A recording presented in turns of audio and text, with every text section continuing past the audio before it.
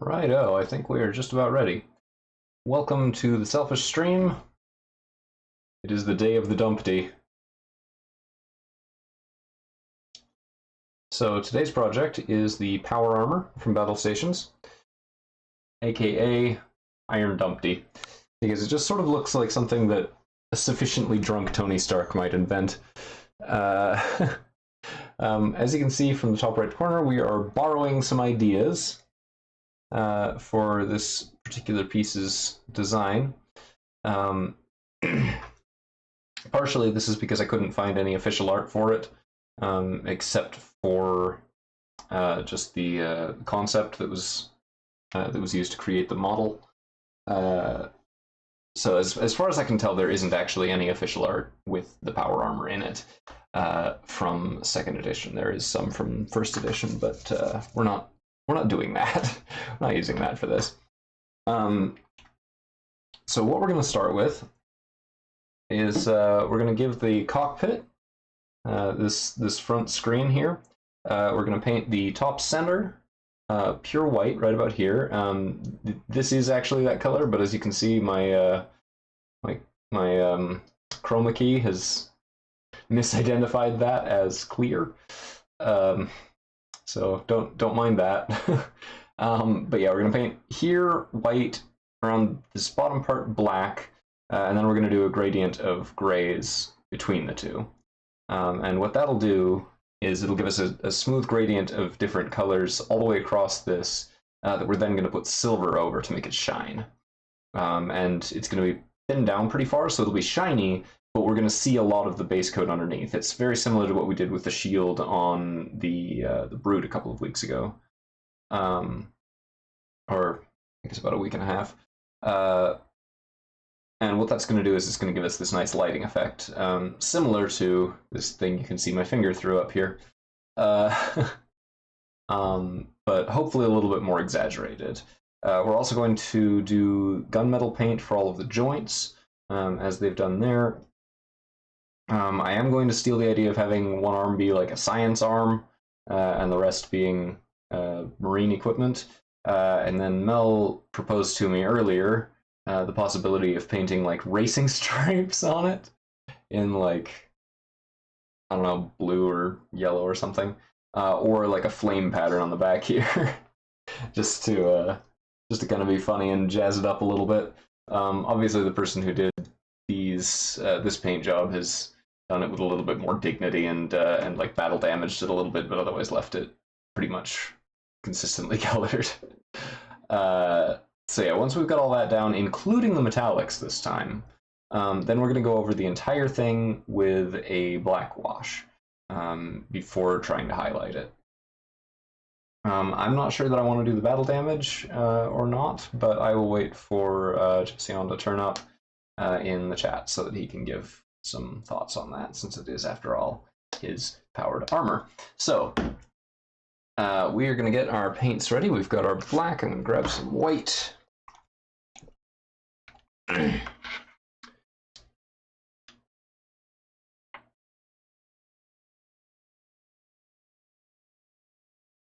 So I'm going to be putting out a fair amount of each paint on the center of the palette so that we can make a nice smooth mix between the two, which is not how I usually would do this, but it is much more of a sort of the way that an actually skilled painter would do it. So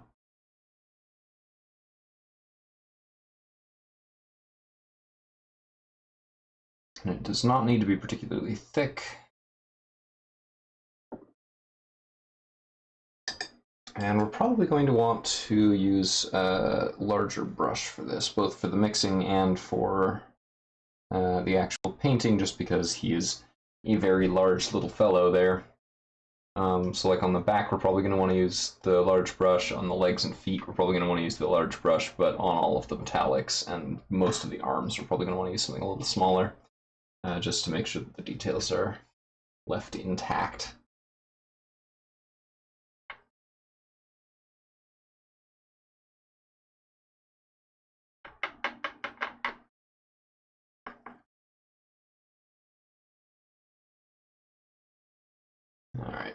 with me just a minute as I mix in my thinner.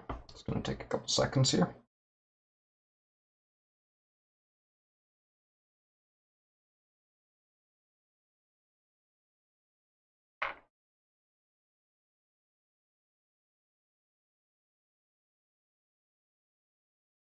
Okay.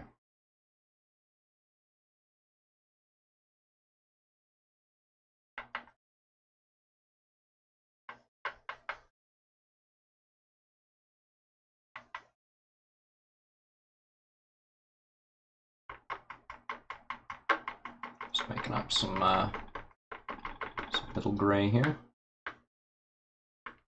Set this on more level surface just so that it doesn't make quite so much tapping.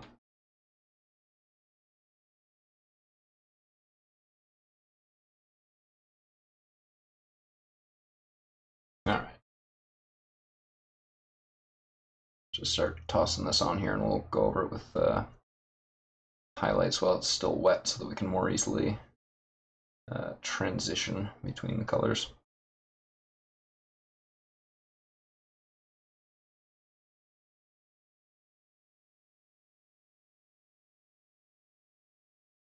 Gonna try and make sure there's no bubbles on this.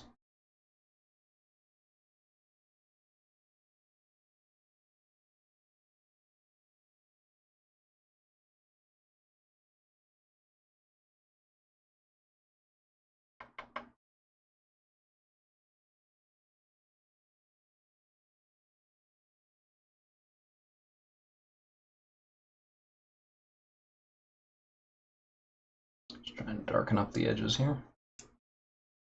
Smooth as I can manage.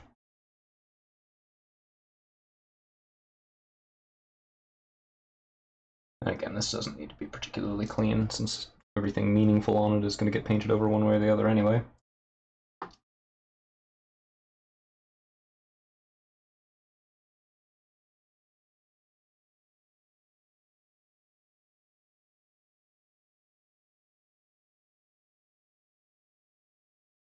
Probably going to actually need a little bit more black because it didn't. I mixed it a little incompetently. But we'll see how far we can stretch what we've got.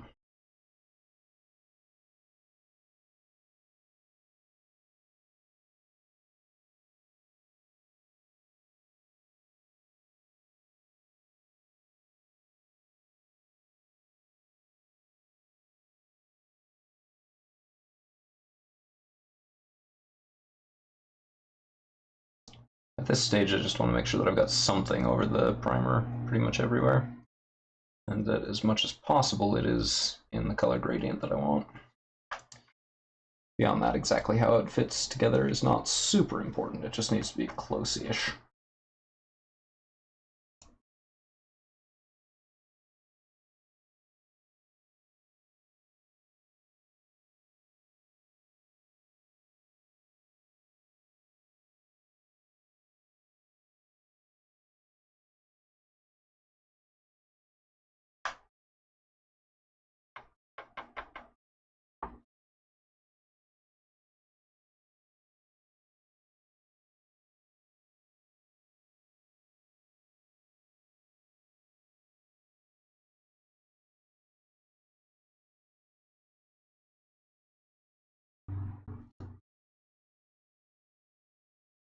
I do sort of want to bring some of this dark color up to the very top. We don't want it as dark there as we want it on the bottom, but we do want it a little bit darker than it would otherwise be. So we want a fast transition to dark, but we do actually want it to transition dark, as opposed to just staying light all the way to the top. Alright. Now time for some white.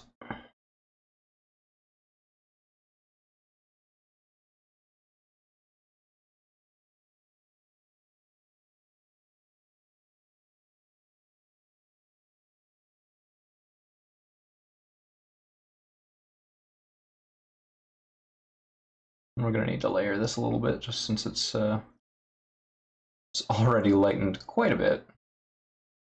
And traveled, shall we say.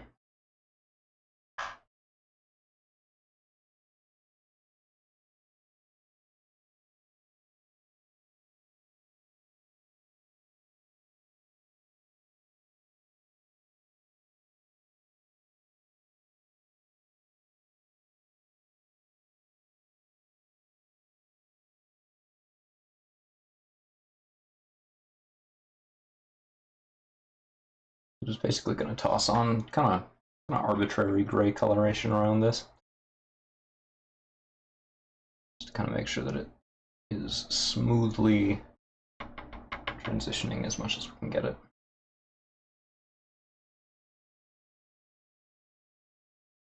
So for instance, we want to darken up that top bit, lighten some of this business in the middle here, but not by a ton. We of course still want that to stay pretty dark towards the bottom.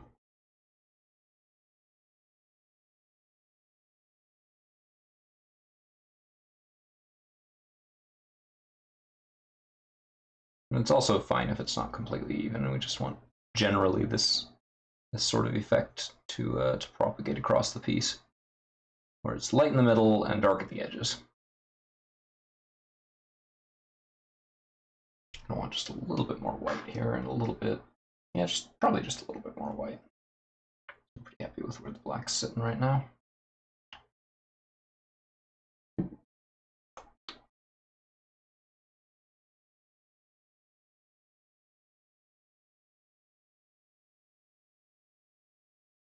And when this container of my thinner finally runs out, which might actually be relatively soon, the plan is to replace the entire container because it's got a bit of a crack in the lid. I'm not sure how long I can go before that's going to become an issue.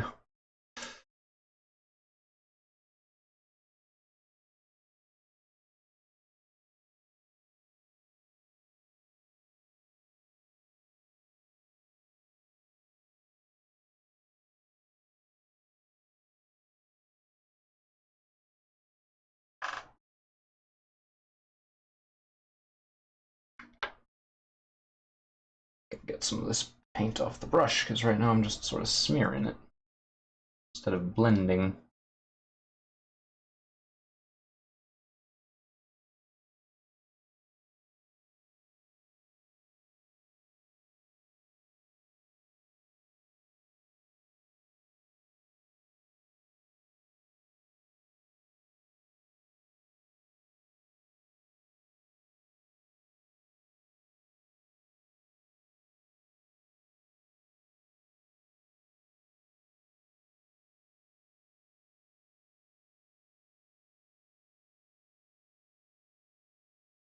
So the brushwork on this is pretty crappy, to be honest.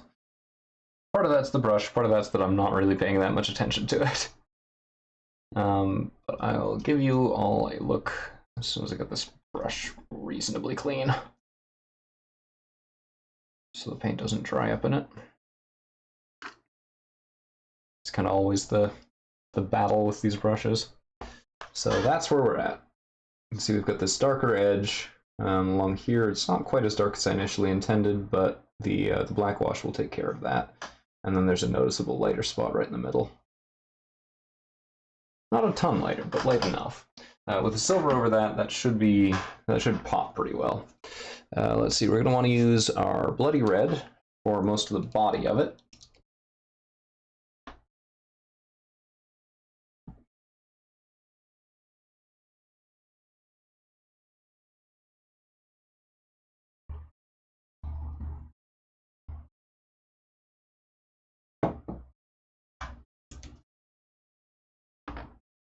Okay. Yeah, I think we're good to start with the red, and then we can go over the...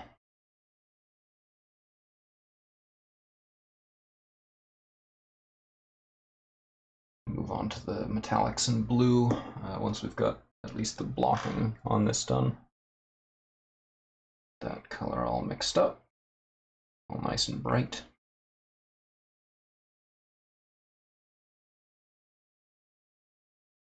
It might require multiple coats because it is a fairly light color compared to the primer.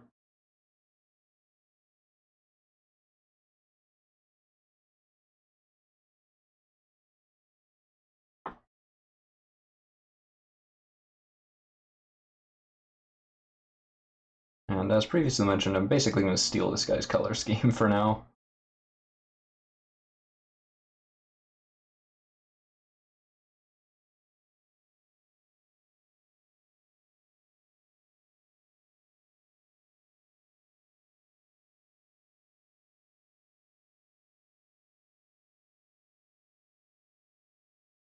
And just like before, loads of little bubbles. Yay. Cheap brushes, applying paint quickly. Perfect. That's not to say that there's anything wrong with like inexpensive parts or equipment or whatever. But I have definitely noticed that the stuff that I've paid more for, to a certain point, has been generally a better experience to use. Generally.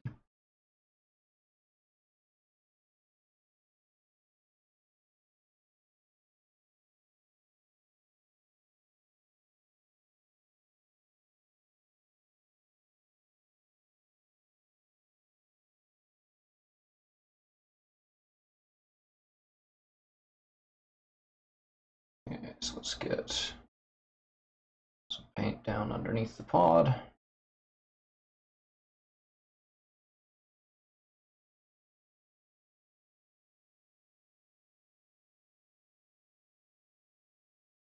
Oof. There's a lot of bubbles in this. It's going to be hard to get rid of that texture.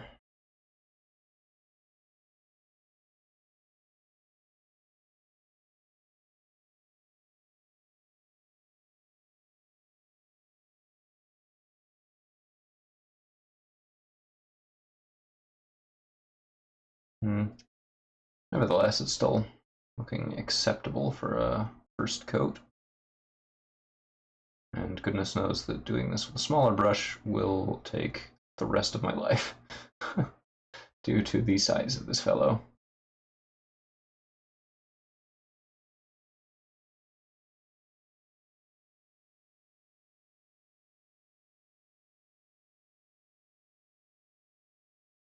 And just to reiterate, this is a very hasty technique that I'm using. This is not like a pro level thing to do, especially with this brush.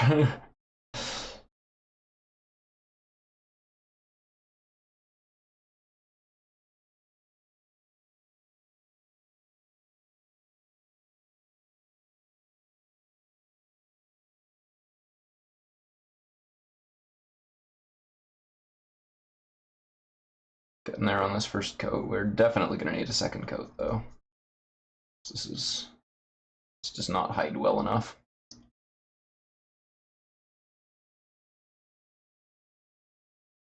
Part of it is that I think I may have misjudged the amount of thinner that it needed, but I don't think that's all of it.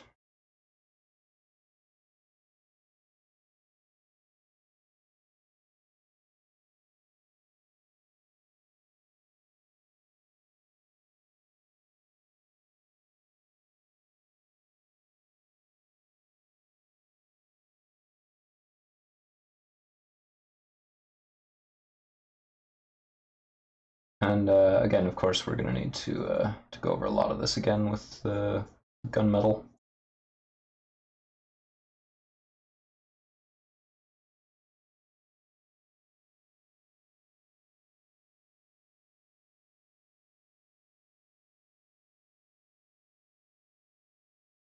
For now, we just want the base coat. We just want to get this all down in the rough blocking block areas that it's going to go in.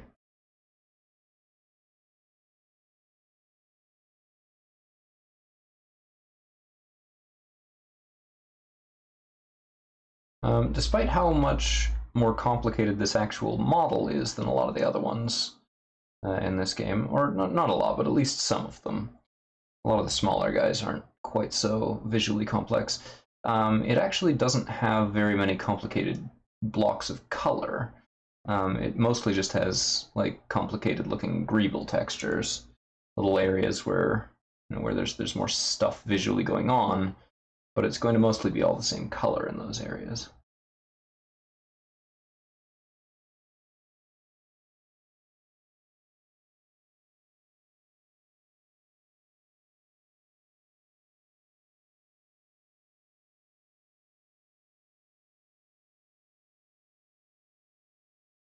Get his feet, and then the rest of the detailing Well, no, we can probably do his hand with this brush as well. I'm just kind of trying to kill time until the main part of this first coat dries up so that I can do the second. Just trying to figure out what else I can color this way.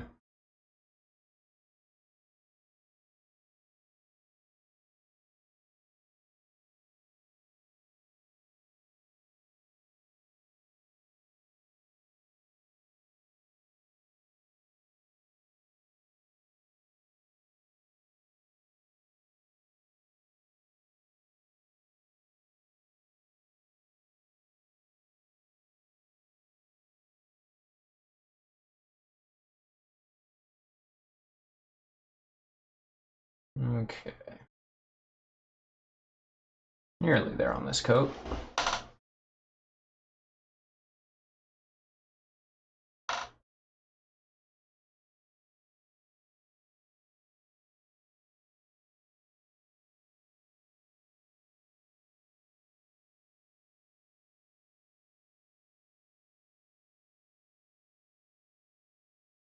So he's going to take a while, not because he's complex or because he's got a particularly hard color scheme. He's actually got an unusually easy one.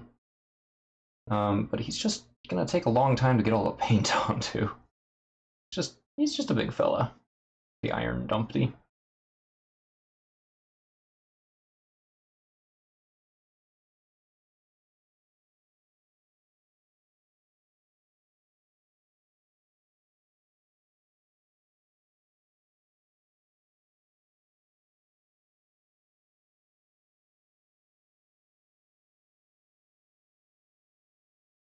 Okay. That's the feet just about adequate. It's time to go for the second coat on his back. Start in on that.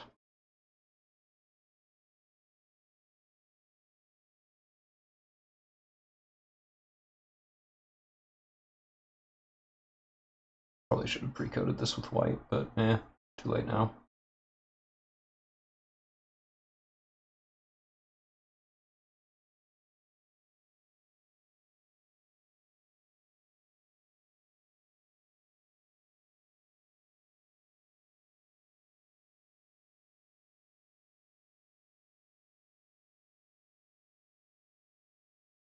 Hopefully it is at least thin enough for some of these spots and lines to disappear on their own over time. That's the hope. It looks a little bit gross as it is.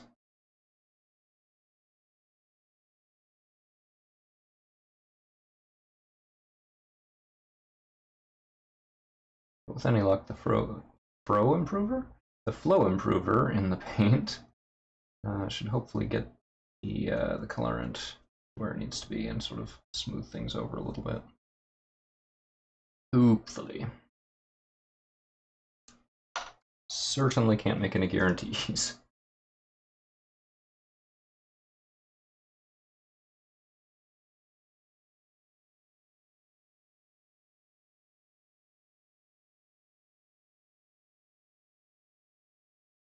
Keep forgetting his left arm is supposed to be blue.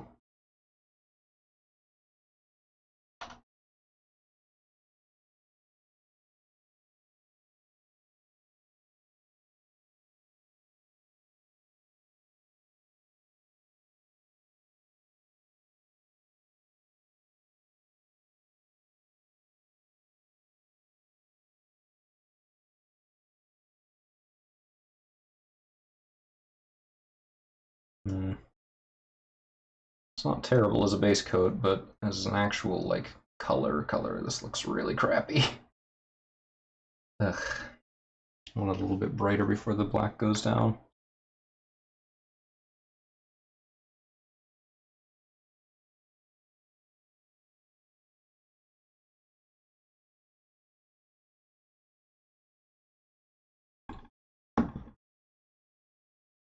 Okay, I need to mix more red paint because we're already out.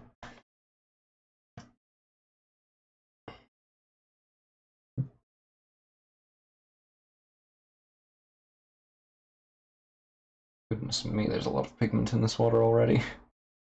Yikes.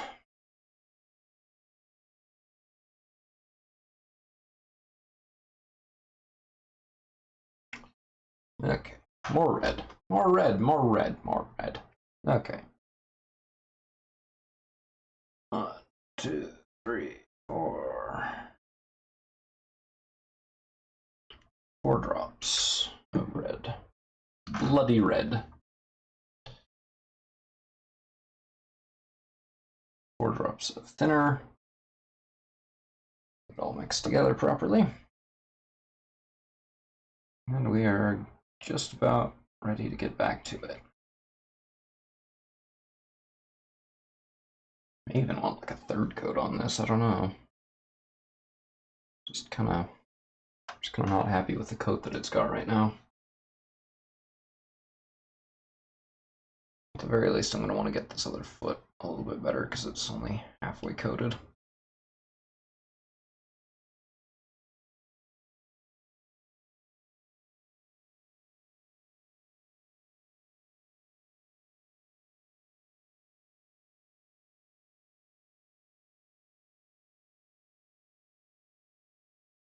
Dry brushing this guy's going to be really interesting.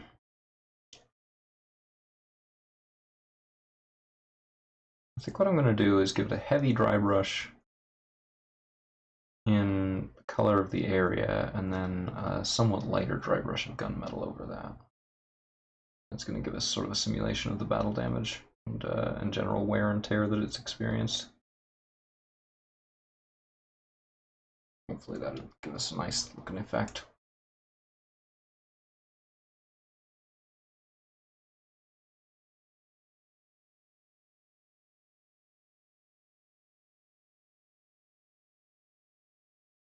Of course, we still need to clean up all the edges on this as well, because they're real jank right now.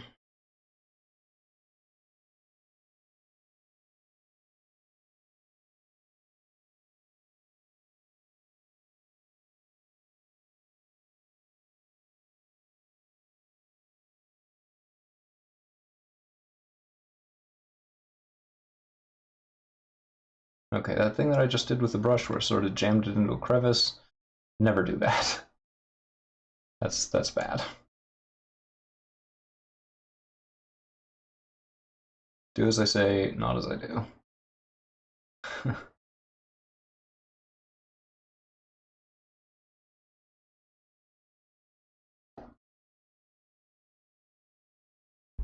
I think for the most part I have an intellectual understanding of what I'm doing reasonably well, but then like I just make dumb decisions when when it actually comes time to demonstrate my talent. Or whatever.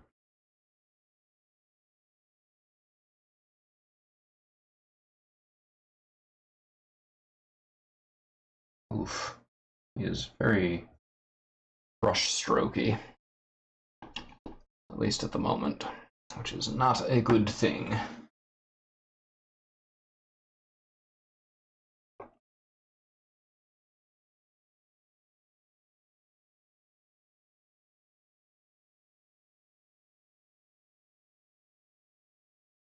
There's so much pigment stuck in this brush. Ugh.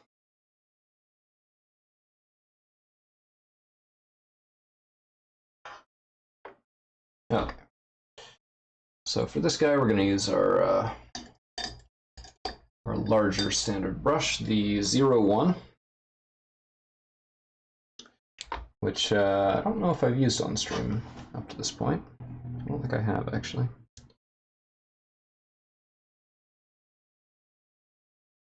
This is suitable for, among other things, larger applications of this nature. So it should do pretty well for what we are working on.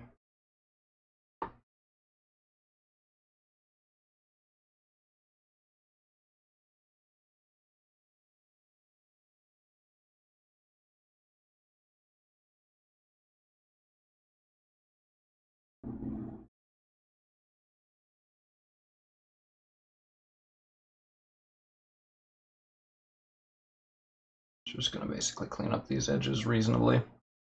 I'm not gonna worry too much about it because they don't need to be like incredibly fine or anything. Okay. Let's see how he's done the side here. Okay. Sorry, if it wasn't obvious, I had my brush in my mouth.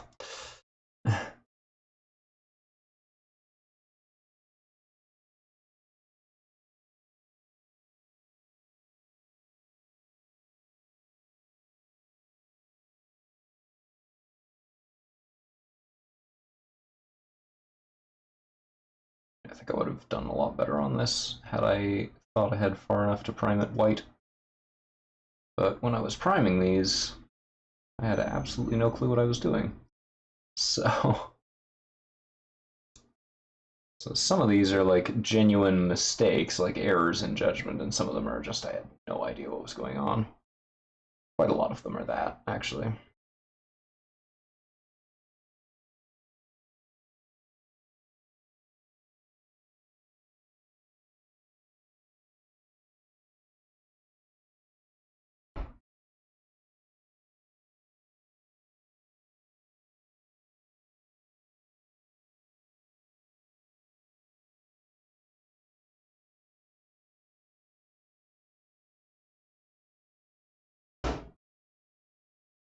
Just gonna get this, this little arm bit all done. Just go right down his right arm with our red.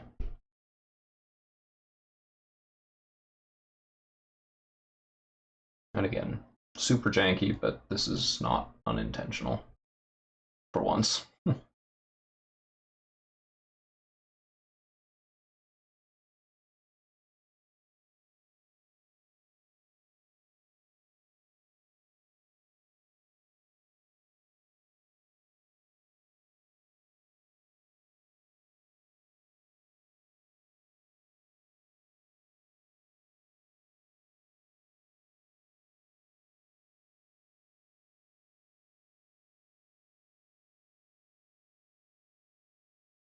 Okay. Just about got the inside of that sorted out.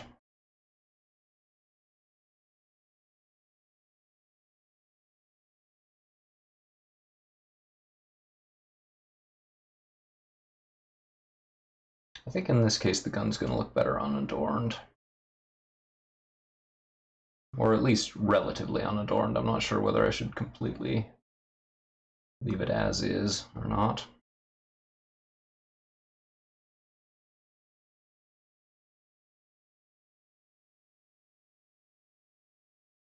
Get this ginormous hand done.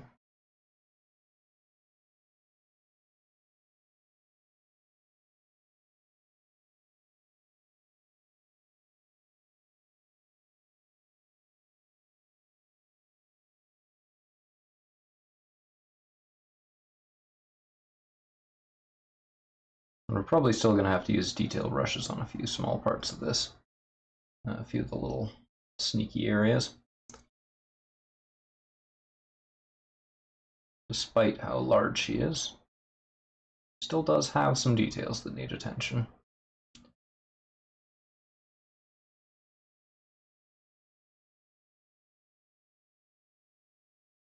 Or I suppose I should say that will need attention before we're finished.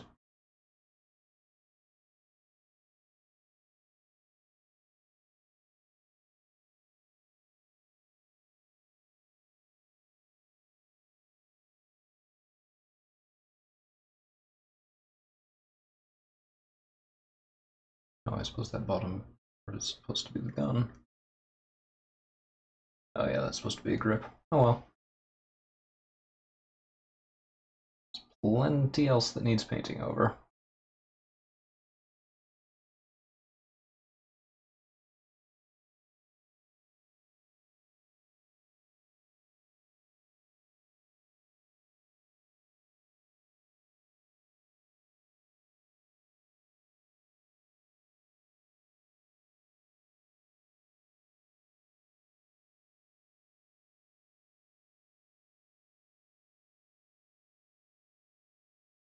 Time for Egg with his bendy gun.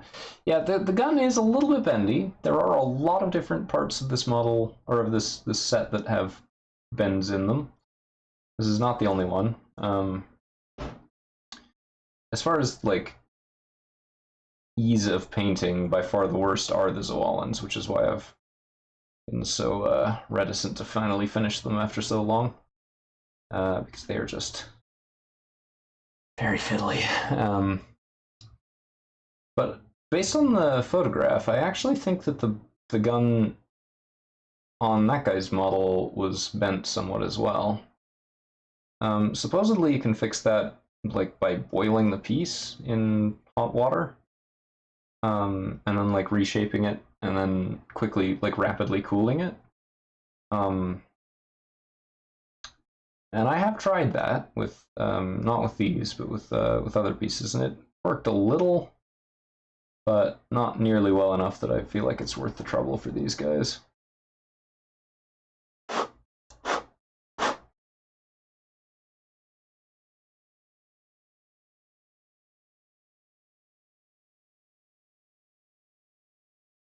Okay.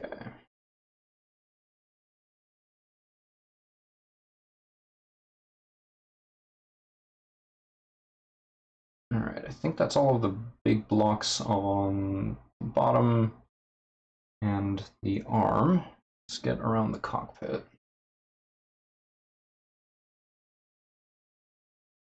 And then there's like a little antenna thing on its head that needs some red as well.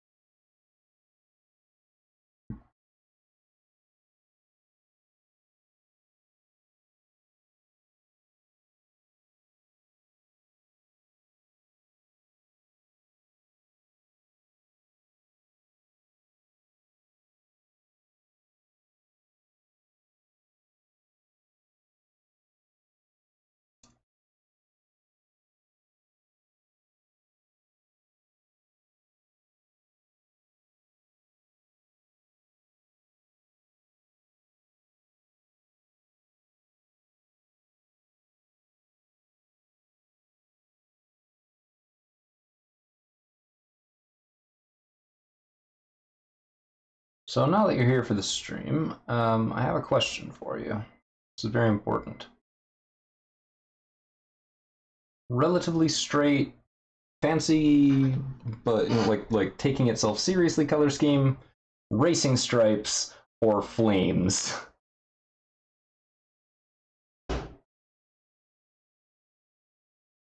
Because Mel gave me this idea that like maybe flame paint, and then I thought racing stripes in like yellow or something. And it's still very much up in the air.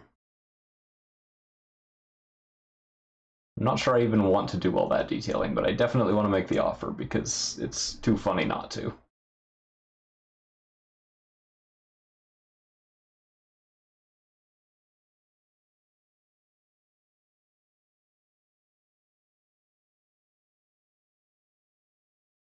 Flames.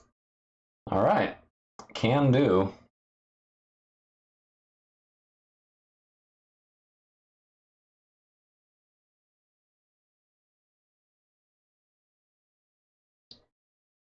All right, he's already actually shaping up pretty decently. Let's see about some of this other paneling.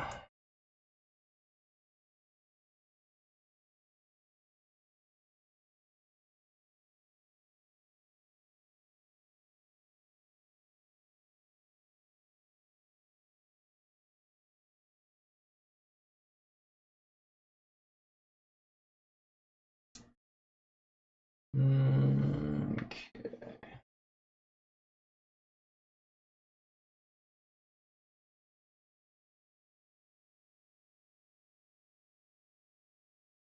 Yeah, I think we're in good shape to start putting the gunmetal down. Get this brush cleared off.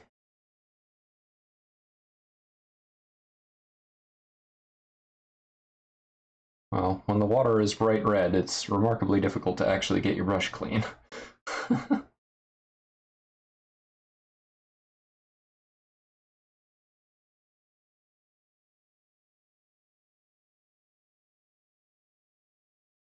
Alright, so here's where we're at.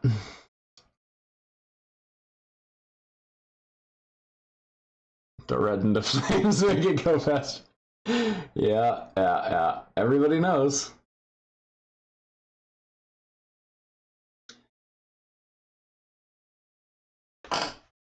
Alright. Grab our gunmetal paint. We'll grab the silver so I don't forget where that is.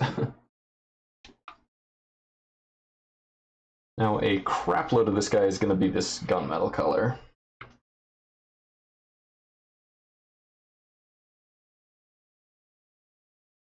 So I'm giving him 4 drops of gunmetal to start with.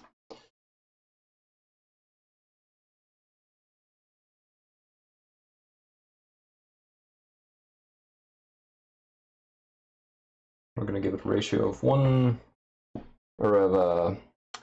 2 to 3 paint to thinner, since this gunmetal is a thicker paint,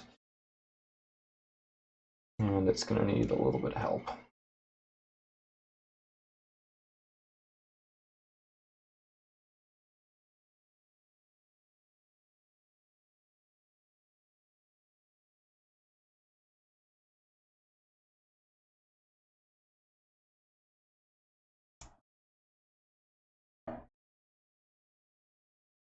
Okay.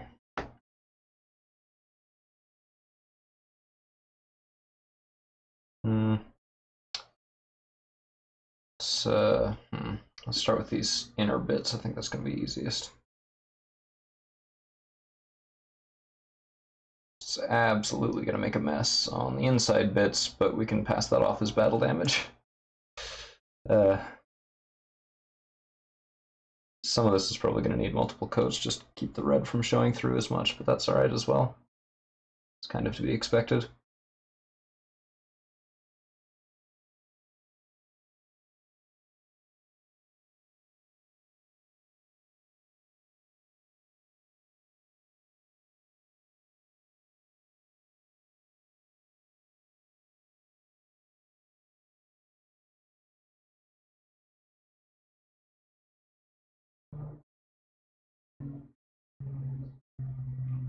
And of course, I'm going to want to be particularly careful around the more colorful bits.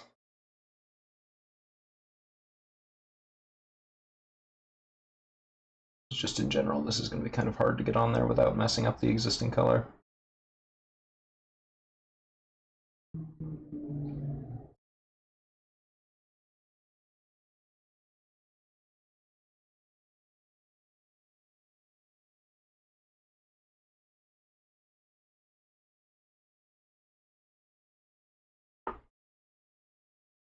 Oh dear.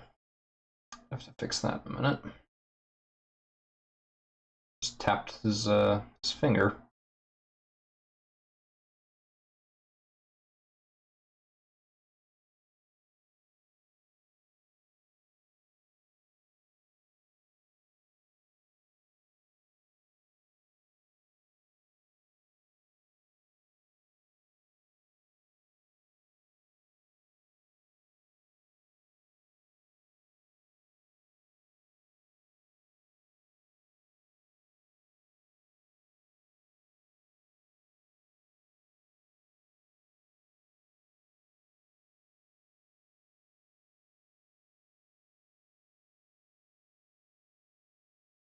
You know, this is something that didn't occur to me until fairly recently, but the Orc Boys is such a Britishism.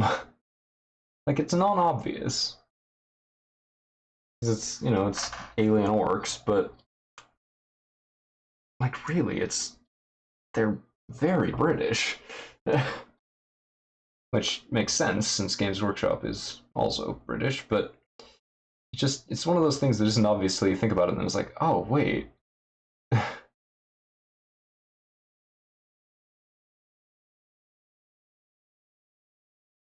don't know, is that just me? Fake Latin, yeah. I mean that's about right, yeah. It's like pretend Latin or British. And there's a lot about that that just sort of I don't know, I feel like it goes overlooked stateside.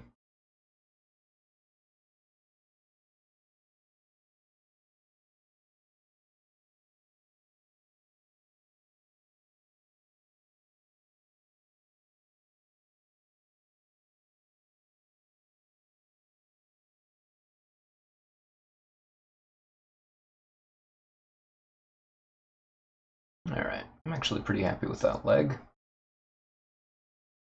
Almost. Missed a spot.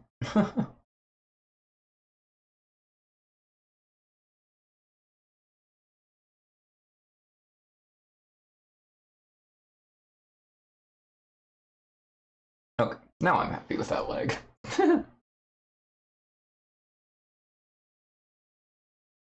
Except the details, but we'll do that with a smaller brush. Oh crap, I missed some of the red. Whoops.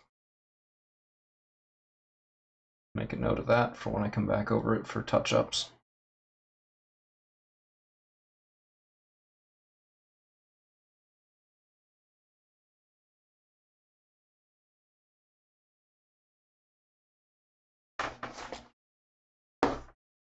Ooh.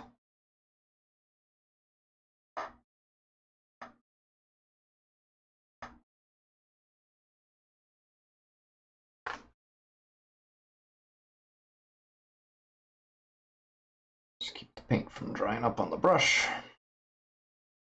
And load up again.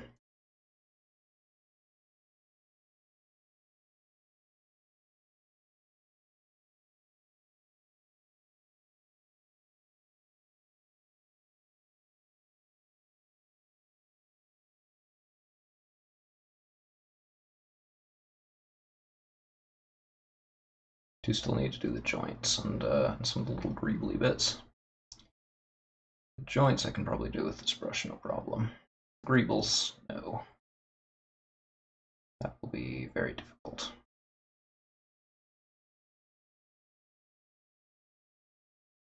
At least some of them would. Some of them are probably not going to be that big of an issue, but I'm still going to use a smaller brush just to be more cautious.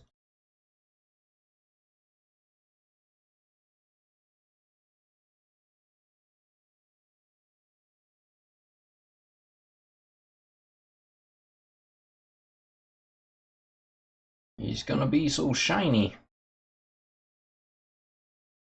and ridiculous.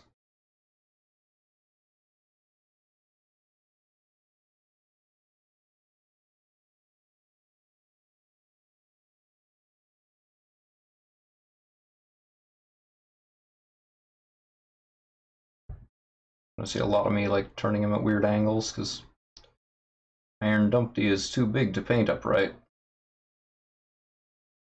At least purely upright, that is.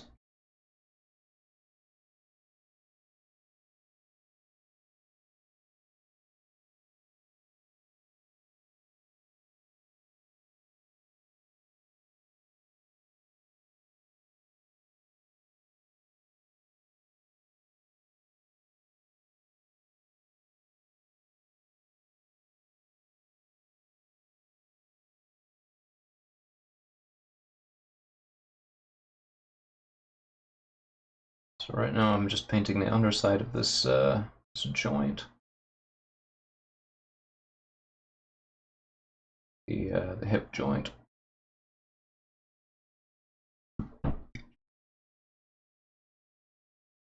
Pardon me. I'm having many burps. Please excuse them.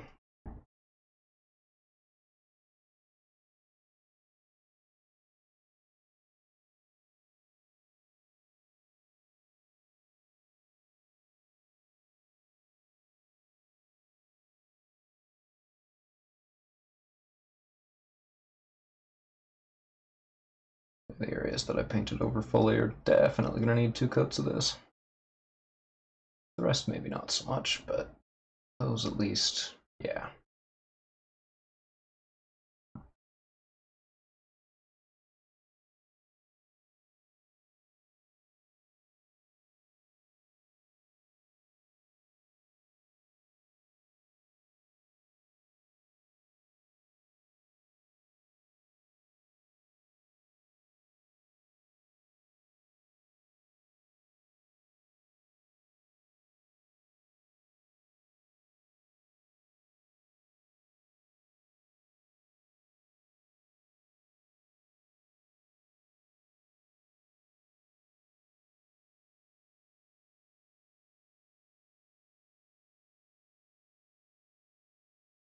So the rule of thumb for like when you want to overpaint, kind of get paint where you know it's not going to stay.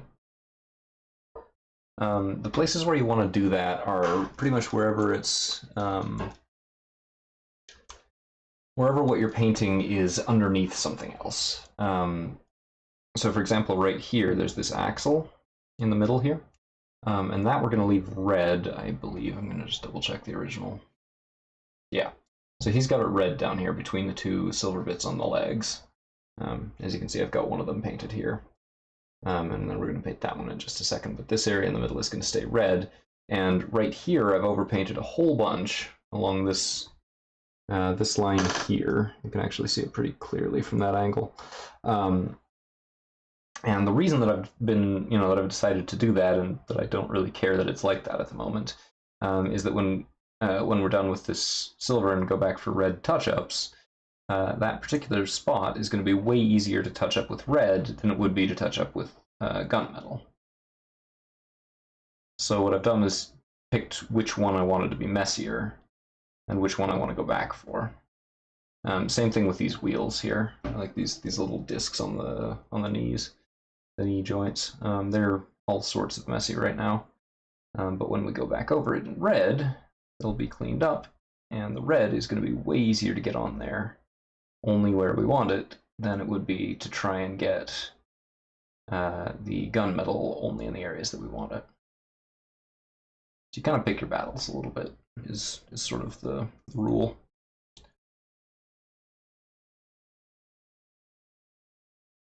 And the edges on this, I'm sure, will not be particularly perfect looking by the end of it, but we'll get them as close as we reasonably can.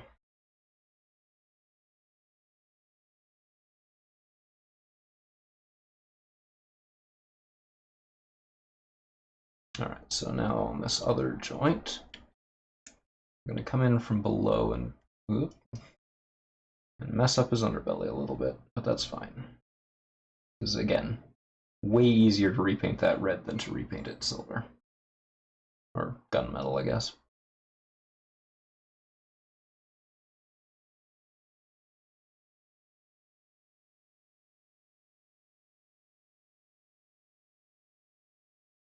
Obviously, it would be more convenient if I could keep it just the color that I wanted it on either end.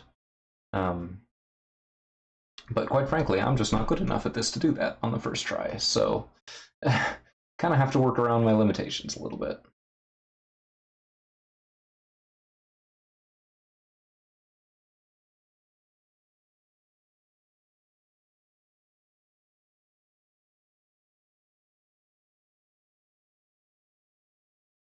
That's not to say I never get it on the first try, just not usually. Because it turns out it's actually kind of really hard.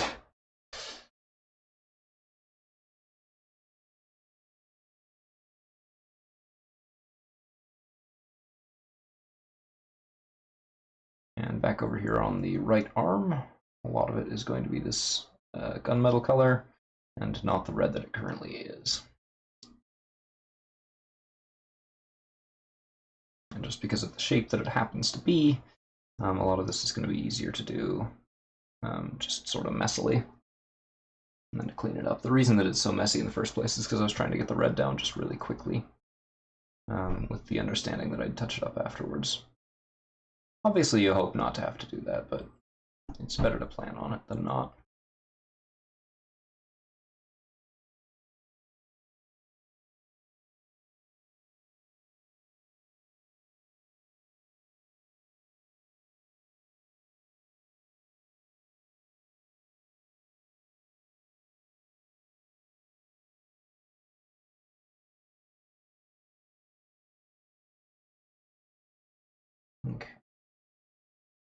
I'm still not sure exactly how this joint's going to end up looking by the end of this, but we'll see if I can get it how I want it. It's going to be a little tricky. Paint with the tip of the brush, which is not ideal. That's actually an important point that I don't think I've done a good job of consistently mentioning. Whenever possible, you want to paint with the side of a brush rather than the tip. Part of the reason for that is that it keeps the bristles pointed better, but also it is easier to get a smooth finish on the paint if you do it the side. So there's less brush stroke to see.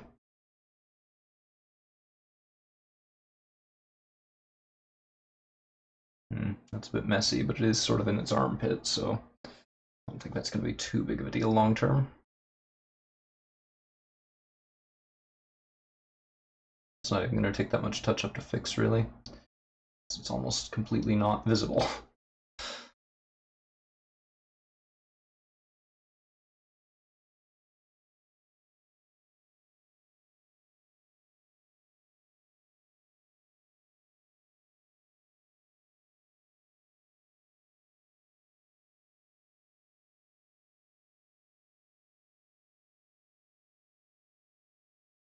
All right.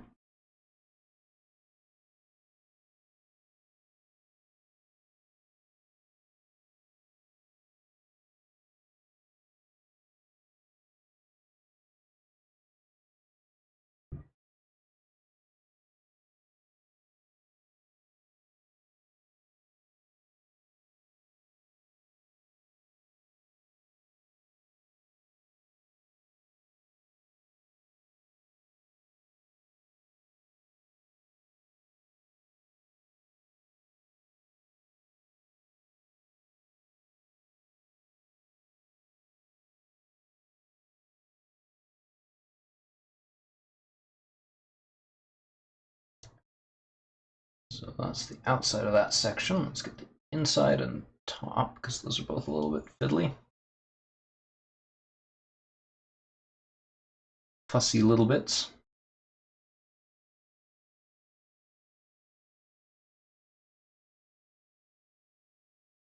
Particularly the inside, it's sort of a concave area down here. It's a little tricky to get the brush in. At a convenient angle, I should say.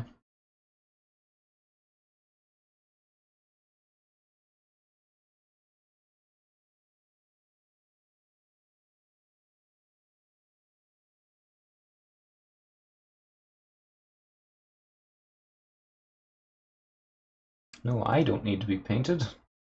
The Dumpty must be painted, not me.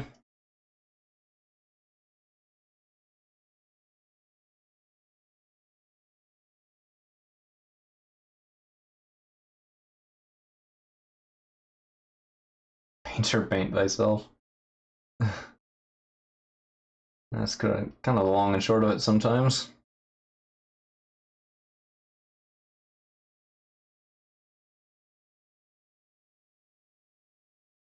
Quality.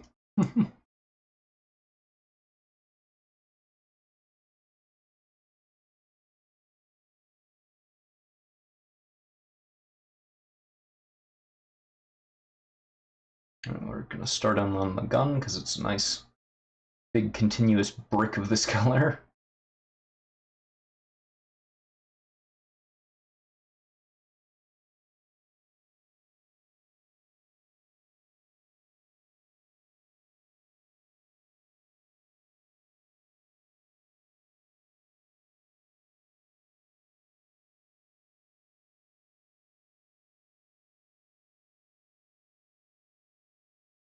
Look at the bottom of the arm.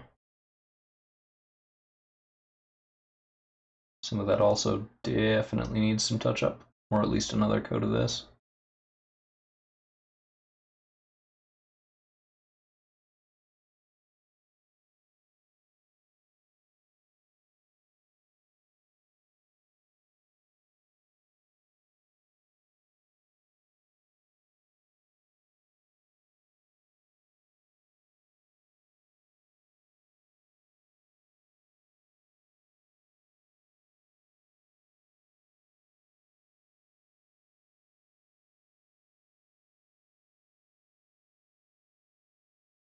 top of the arm. I think we decided on flame. And it's not going to be decals, because I don't have any. It's going to be hand-painted. Screw it, we'll do it live, I think is the term. Or the family-friendly equivalent, I guess.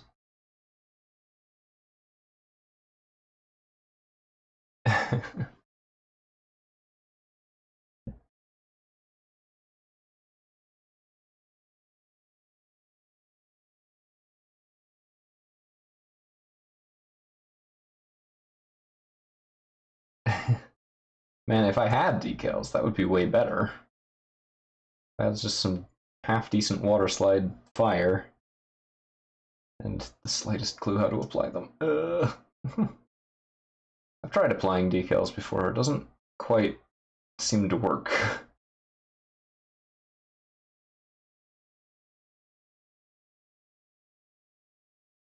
In my particular case, I battled with it for about 2 days and then just gave up.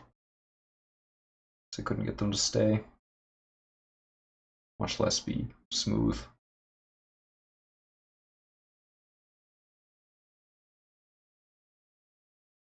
I feel like if I had somebody to teach me, I could figure it out in about 10 minutes flat, but trying to work it out myself based on online tutorials just didn't quite go as planned. He is a very large chonker.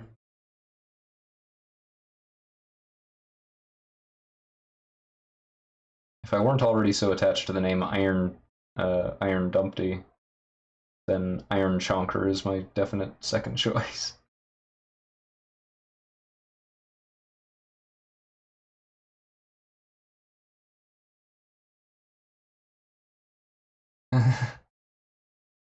Yeah. Denny's official Twitter believes that there is a Pepper Lake City based on the existence of Salt Lake City. Which, I mean, yeah. It's honestly probably true. For all I know.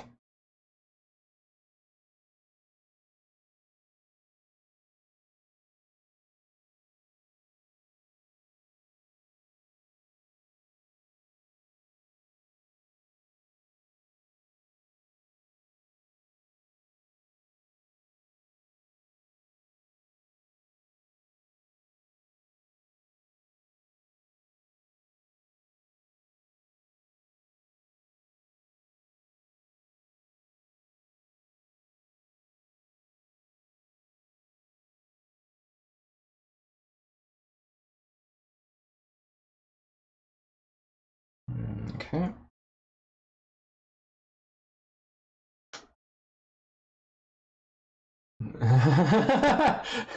An article about the tweet. Oh gosh. Social media is so weird.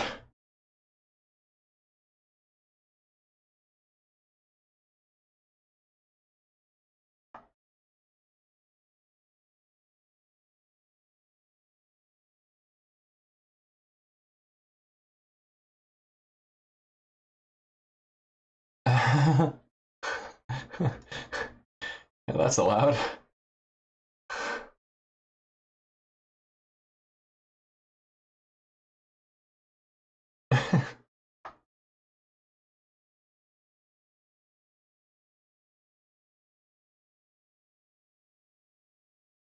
Hot pepper. Oh dear. What's the law?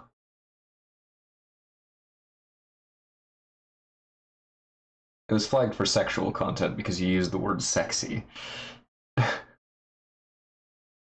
No, actually, no, that's not true. You used the word unsexy. That's what it flagged.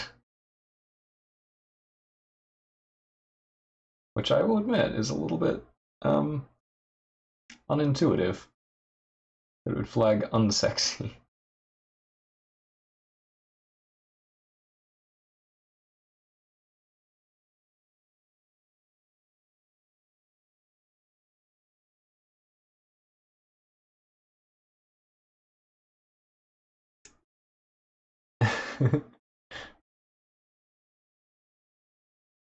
Yeah, I don't quite know what that's all about.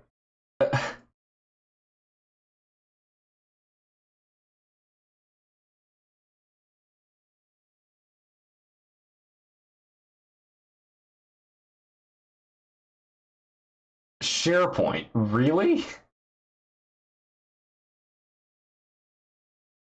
What what kind of asylum inmate would describe SharePoint as sexy? What the crap? SharePoint is one of the worst intranet management packages I think I've ever seen. It's terrible.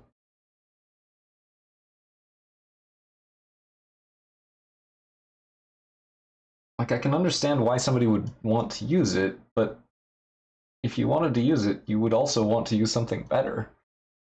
Serious about making their software more stylish, colorful, pretty, makes it seem sexy instead of the poor corporate internet website that most people associate it with.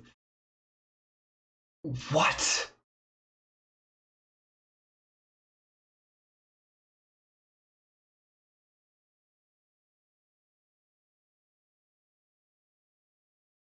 A sizzle video?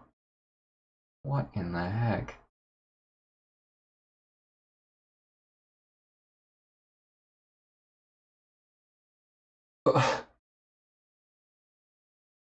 I have no idea what. Why did it flag that? What does that mean?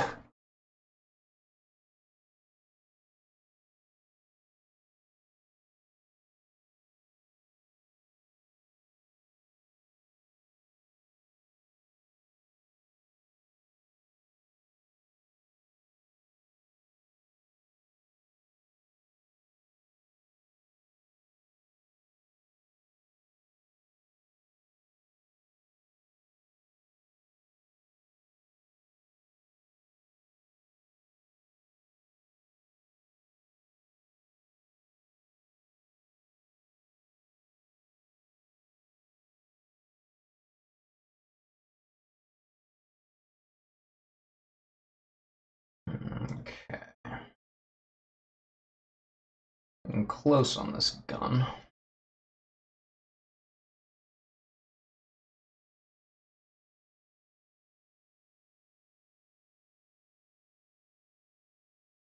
Just gotta get this handle done and we can move on to something else.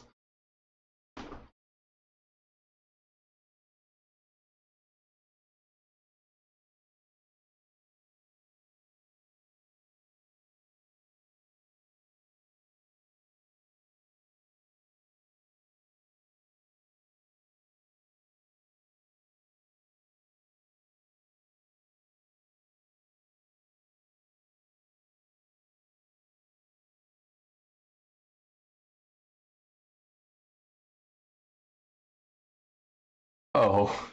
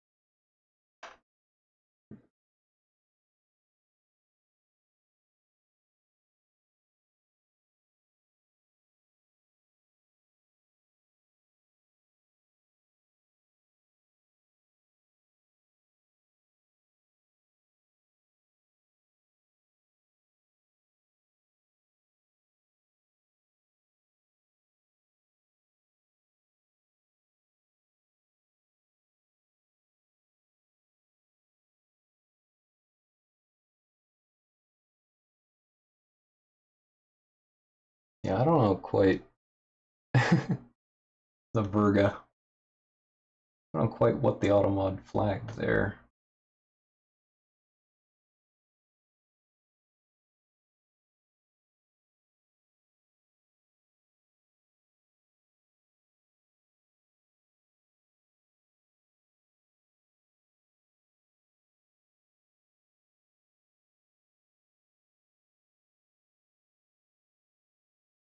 Right, time to do his backpack.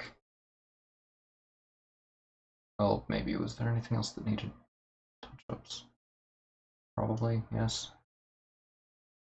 Do that now. Most of that's dried up.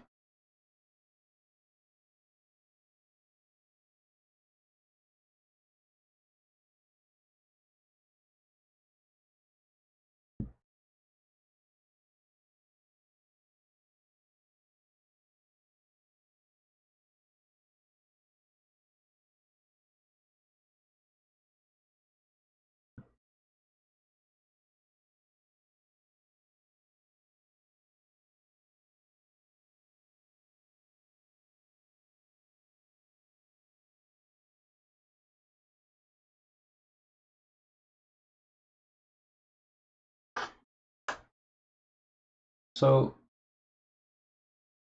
I think you guys are both familiar with Kraftwerk, the German electronic band from the 70s that like created the entire electronic music movement. You should look up their song Ruxtos Gondolier, because it sounds nothing like anything that they're famous for. And apparently they were just like this instrumental jam band.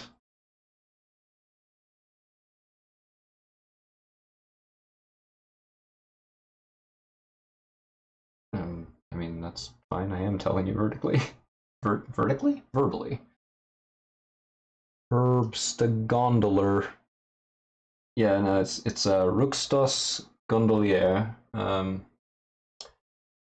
I honestly couldn't hope to spell it because I mean, like literally the second letter is already got an umlaut.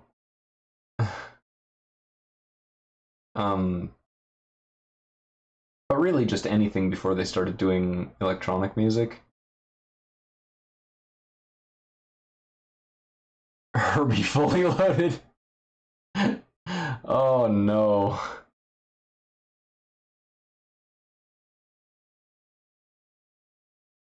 Yeah, I grew up on Herbie Rides Again, so nothing wrong with the franchise, just with that particular entry. That's not true. The franchise has always been crap. But I liked it. It was crap that I enjoyed.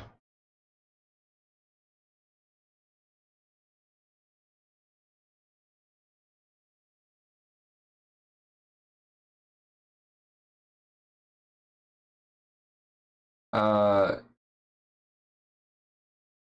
you might be able to find it with just the English style. Yeah, that's the one with wasn't it Lindsay Lohan or something? Some like mega famous child star from that time period. Herbie Fully Loaded. I actually went to see that in theaters, which I'm embarrassed to admit. It is a terrible movie.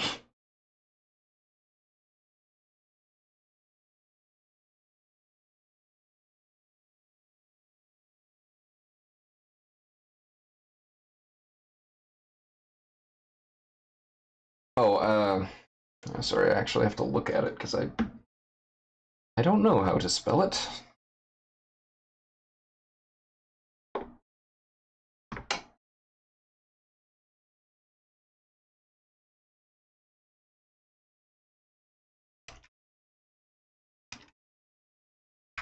That's how you spell it.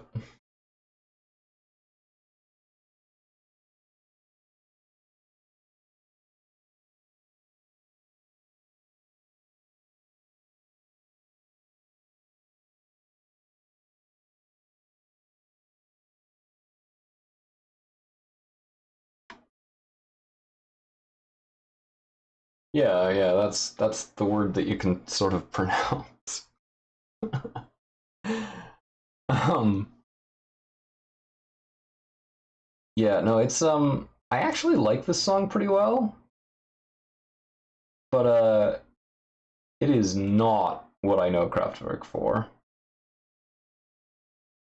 Like I know them for their album Computer World and, you know, Trans Europe Express and the robots and stuff like that. You know, These guys who got up on stage in robot costumes and were the future of music. Um, like in all meaningful ways, they literally were the future of electronic music. That group. But it turns out that before they decided to do that, they made this weird experimental jam band crap. It is, yes. An 11-minute track isn't that weird in their discography, but an 11-minute track like this is in freaking sane.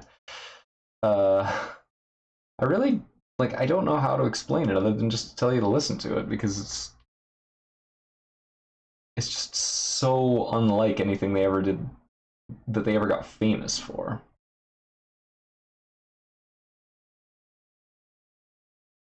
Yeah, yeah. This was like in I don't know 70 something, early 70s.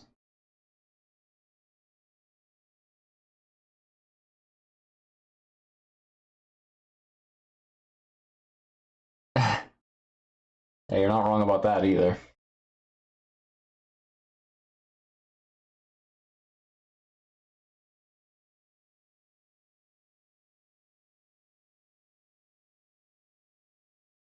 I assume you mean early Doctor Who and not early The Who. Although honestly, either one could be correct.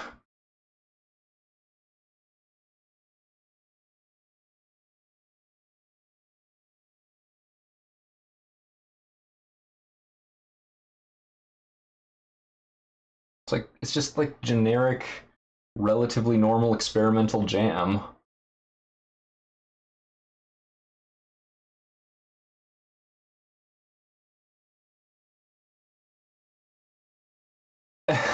Early the Doctor Who seems legit. I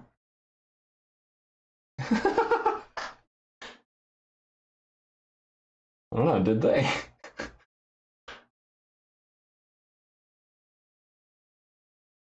I wouldn't be half surprised, honestly.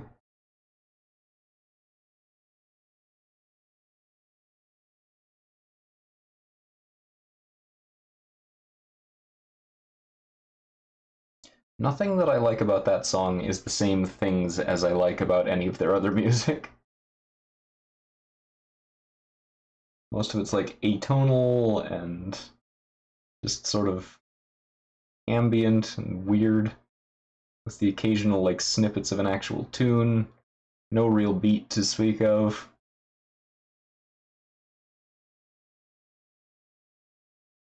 And then you listen to anything else they ever made. No, I'm not, but I do have my headset on, so I can't hear much else except for what is in my ears directly.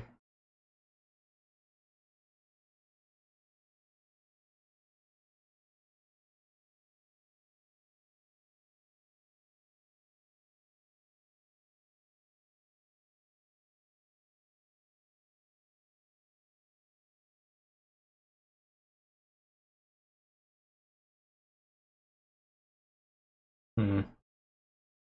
Yeah, hold on. Let me finish this a little bit, and then I'll check on her and see how she's doing.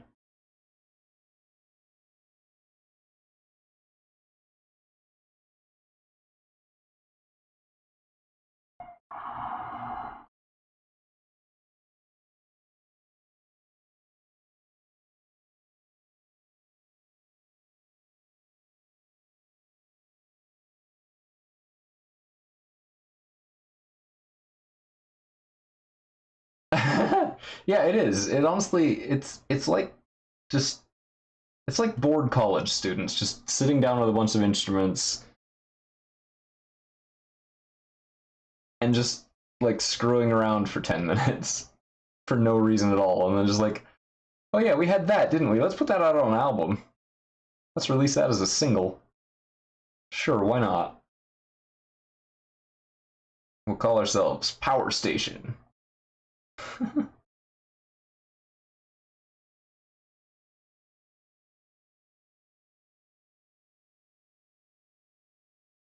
Inagata-Davida. I adore Inagata-Davida. Like, that song does not get nearly enough attention these days.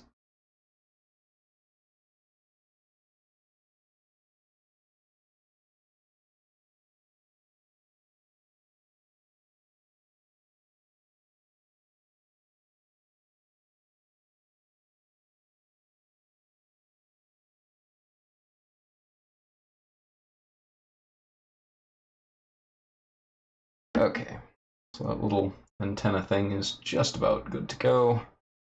I have a dog to check on. So, BRB.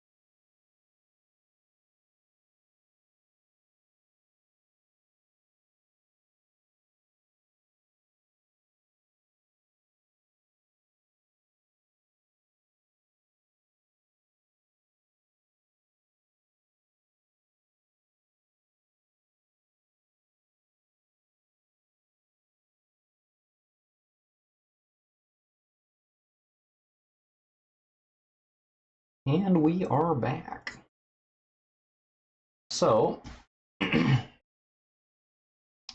the reason I had to step away for a few seconds there was because of dog antics. Um, Luna decided to be herself. She's been under some stress lately, and that stress has often expressed itself as kind of being a butt. Yeah, so today alone, so we went to the vet. She also had to sit around alone because we were out this morning for a medical appointment for Mel. Um, she had to be here alone during our apartment checks, which involves a lot of fire alarms going off, which of course she hates. Then it also rained pretty heavily, which she has learned to associate with thunder, which she hates. And then yeah, after all that, then the vet visit. And so she's just had kind of a traumatic day. But what she's decided to do about that is just lay in the hall and ignore just about everything, which is kind of frustrating, but not that big of a deal. Yeah, not a good day for the pupper. To get her out of the hall, our solution a few moments ago was to bribe her with a treat. And I did not give her the treat that I bribed her with straight away. Wow. I decided to hold the treat in her mouth and not release it. And she wrestled me a little bit for it, which was delightful. Okay, so we're going to do our touch-ups on the red. Give that a quick run over. Make sure that everything has it that's supposed to have it.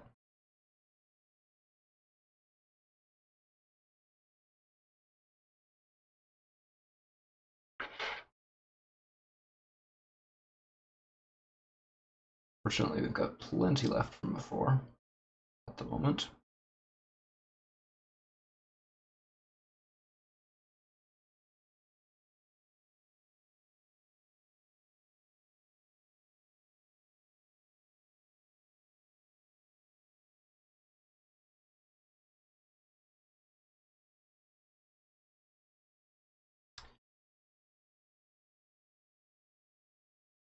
Yeah, she tried to eat the treat without me letting go of it, which was very, very entertaining. As I said, antics.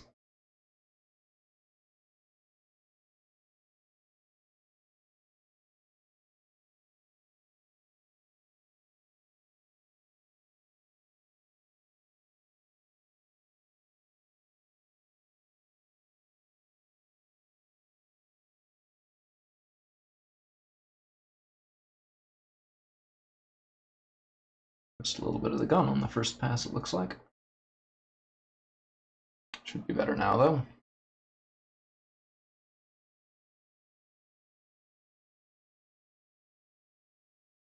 Eventually, she broke off half the treat in her mouth and took it away from me so that I couldn't get it back from her.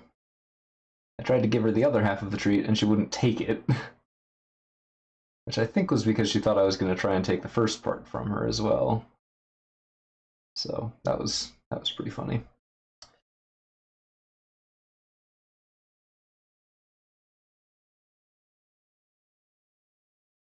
And that is today's doggo report.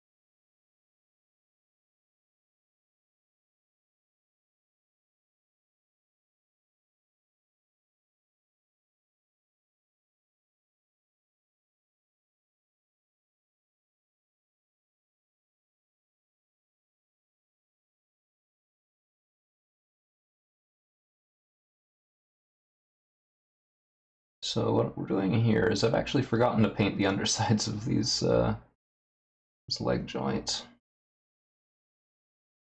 I realized when I was putting on the gunmetal that I'd just not painted them.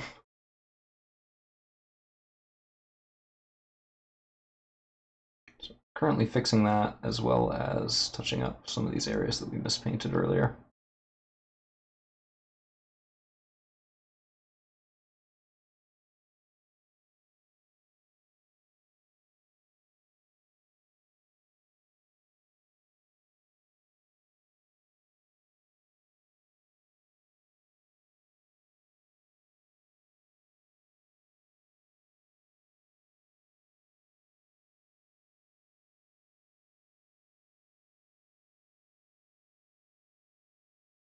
And as I said before, getting that inner part of this like axle bit here was a lot easier to get with the red cleanly than with the gunmetal, just because of the contour. There's a little hair caught in the brush, and I think I got rid of that, so that's good.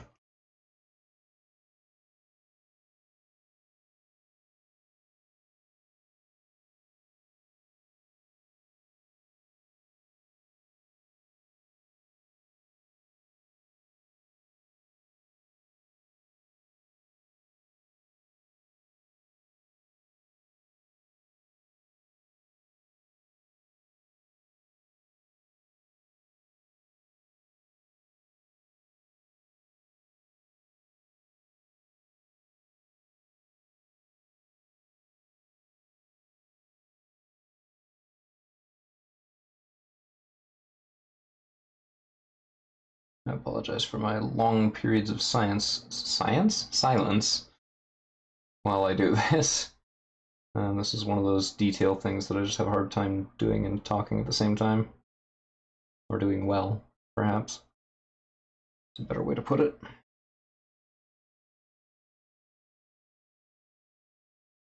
To be fair, these are pretty weird as far as science is concerned.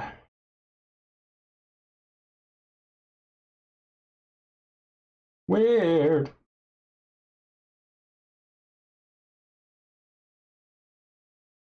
And that noise that you just heard is why I'm not a member of Oingo Boingo. That and, you know, not having the slightest clue who they are and being born the wrong decade. It's my creation, I do not know. No hesitation, a heart of gold. I don't know what the next line is.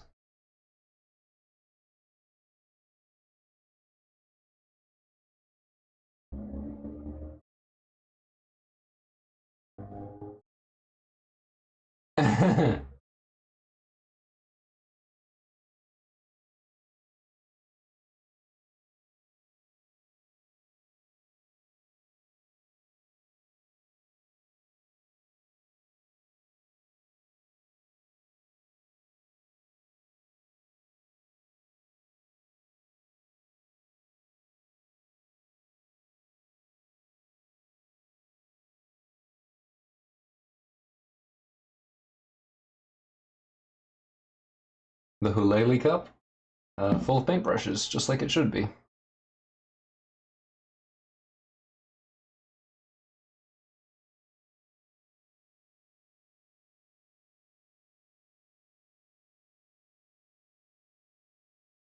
Hulele.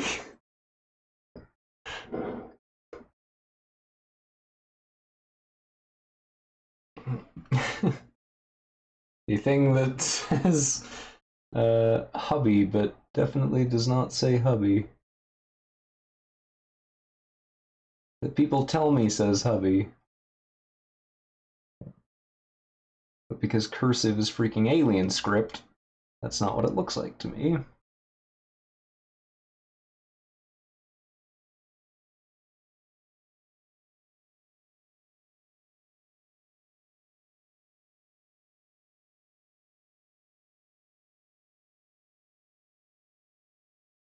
Yeah, I actually don't remember who brought it.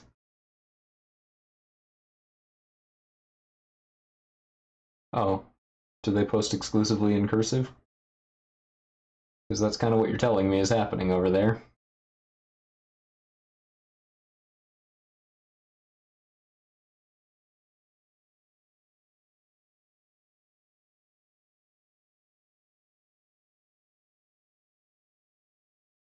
That might not be what you mean, but that's what I'm hearing.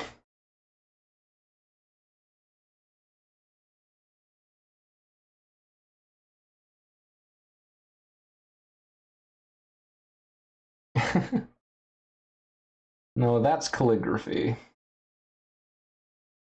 Cursive is like a halfway ground between legible text and calligraphy where no one's happy.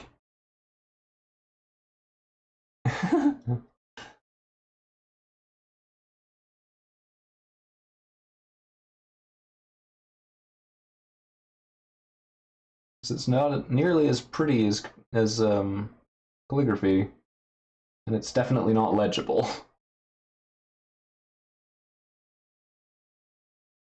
Got a whole separate class for that?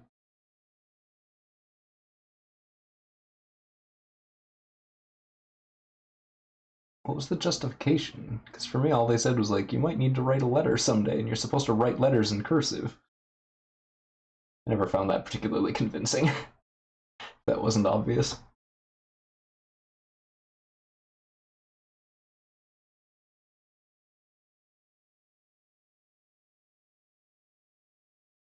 Jeez. I think that's about when I had to learn it, give or take a year or so. I don't remember.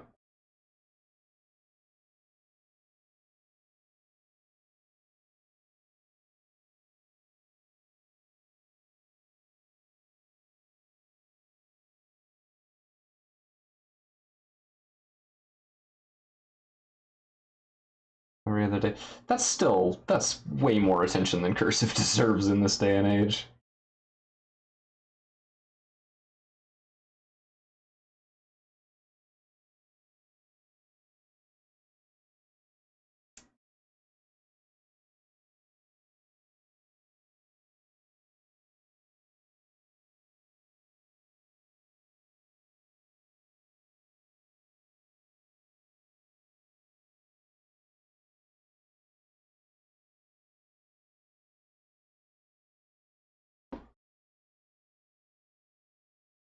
Huh. Crazy cat lady cursive teacher. I mean, the two do sort of go together.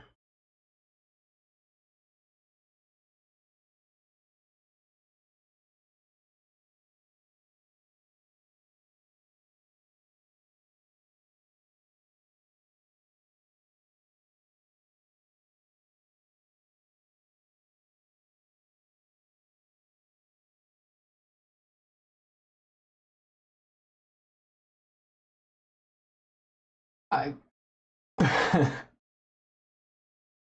mean, as an affectation, sure.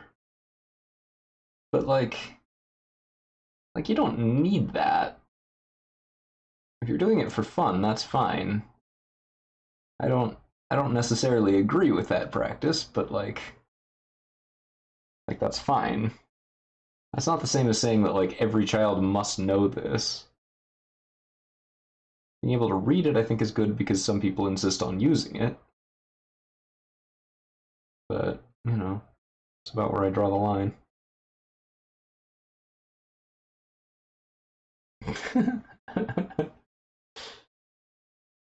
You need it all you like. Do you need me to know it?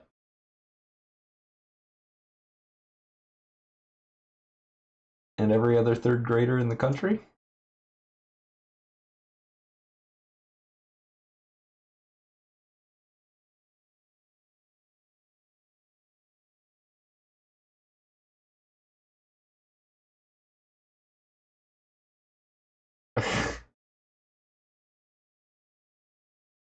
Whatever you say.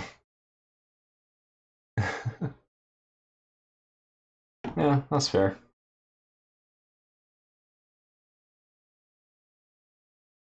I mean, I'm just over here with my my freaking ribbon inkwell.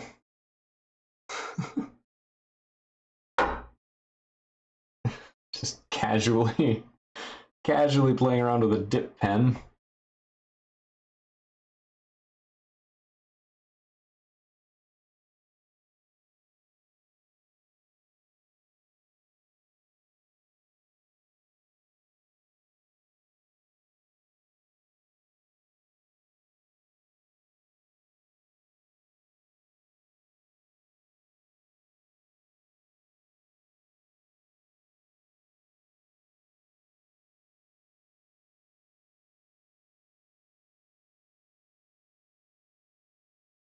Whoa. What are... Uh-oh. What is this? Wow. Okay.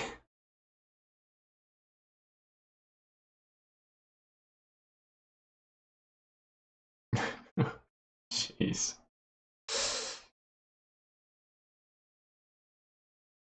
Technically correct.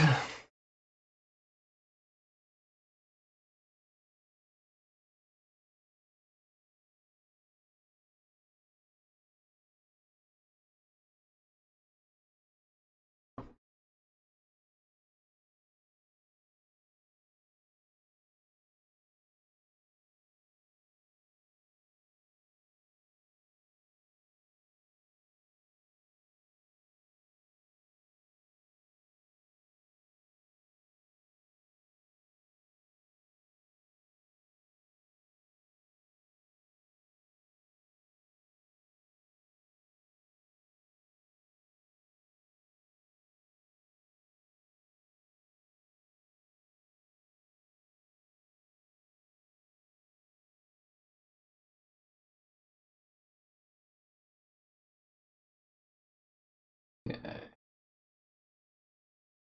Just about happy with where our red is at the moment.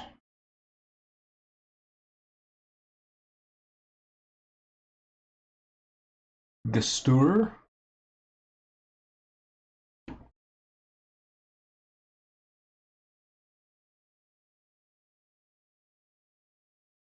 So you searched for butt wingdings, and you're surprised when a character based on the concept of wingdings shows up in the search results. Alright.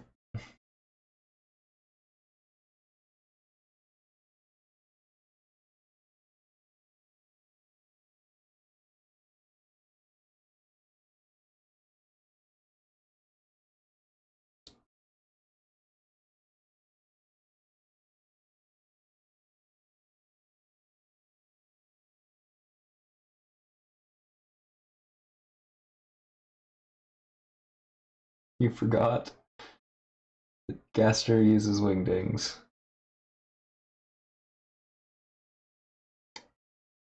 I'm impressed at your ability to isolate from that cultural phenomenon, then.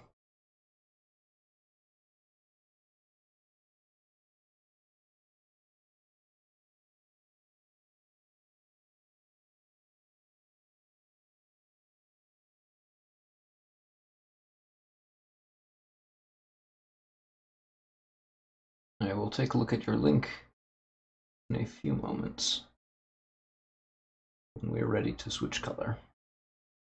Which means, after this arm and the bottoms of his feet and some of these details, let's hit the foot first, I guess. Let's just do that quickly so that we can get the red onto it.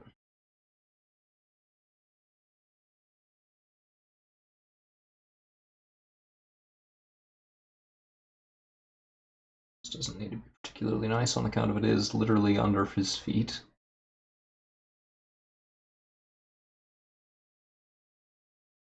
Just needs to be there.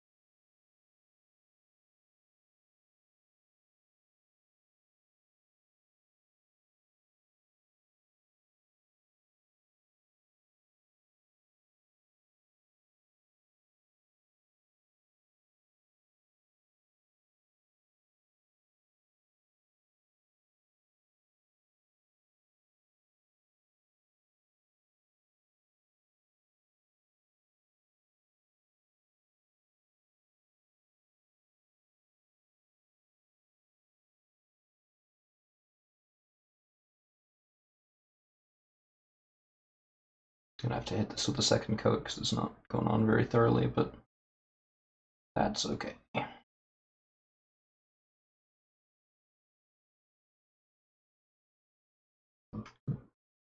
Oh, excuse me.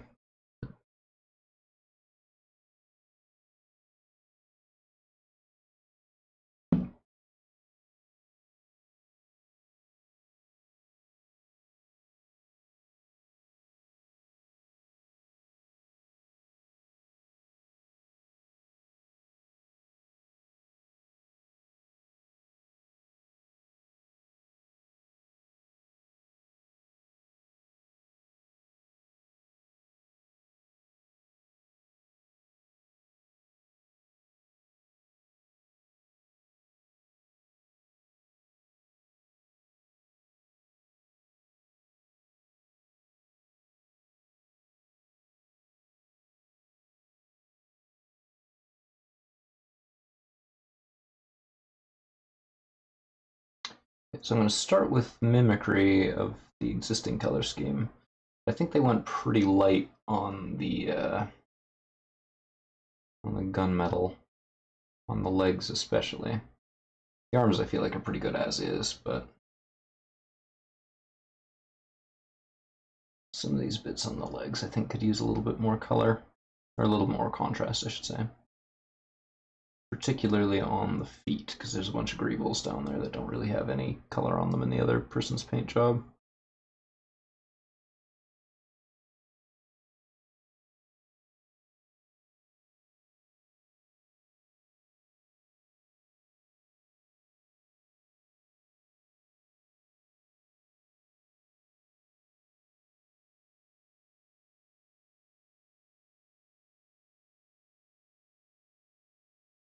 We'll get these parts done and then decide whether to do more of the feet.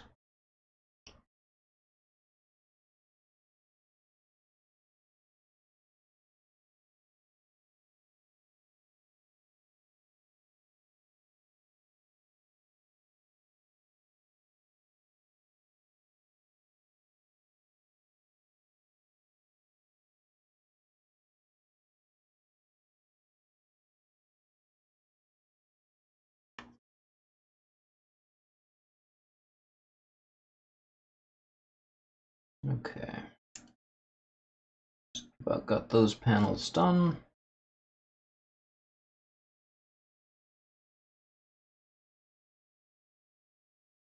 Let's hit this arm. We'll go over that with the blue momentarily. I'm going to be pretty aggressive with this since the blue is going to be easier to put on over it.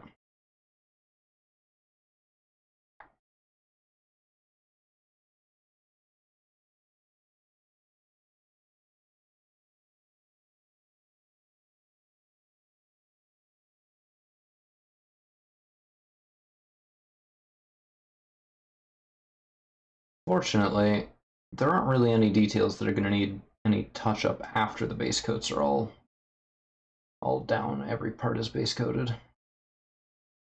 Because it basically is just going to get one big honkin' wash of black.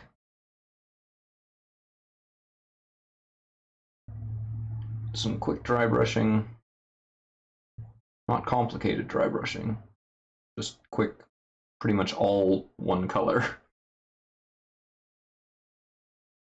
And possibly a little bit of battle damage, but I think that the dry brushing should take care of that pretty conveniently.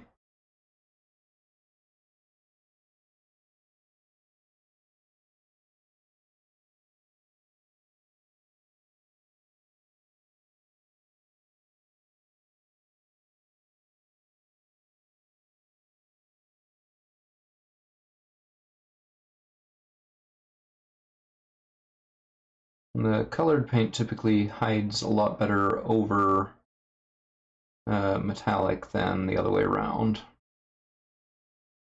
Metallics tend to need to be pretty thin in order to go on at all. Go on smoothly, I should say.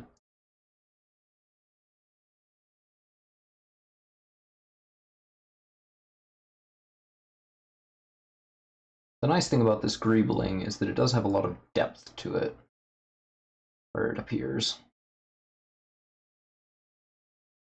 So we can use that to our advantage when we wash it to give it a much more pronounced look.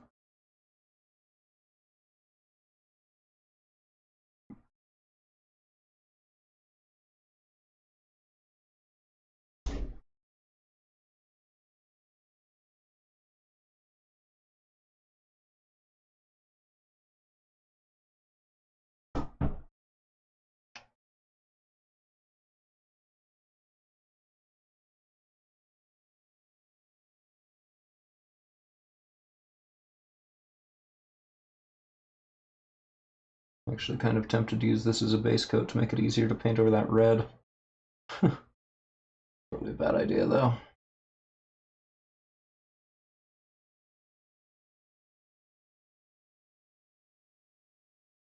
See, sometimes I have self-control.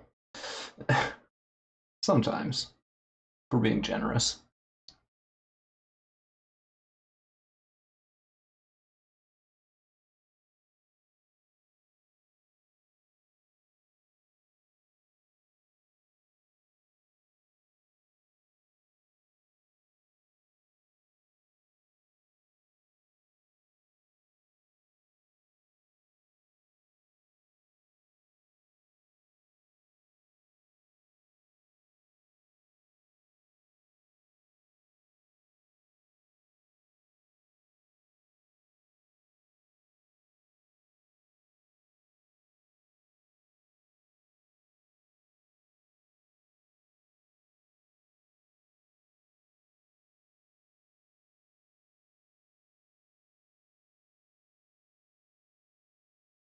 this underarm area is going to be at least as weird and janky as the other one is.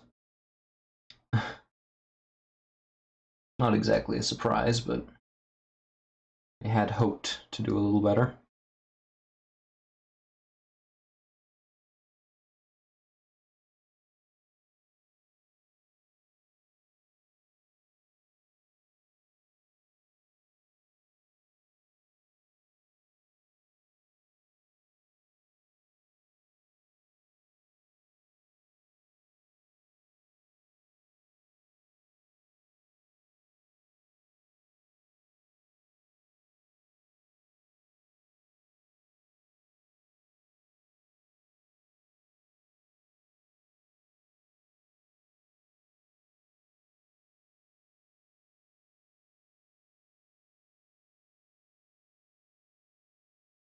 Okay. I think that's all of the metallic on this arm.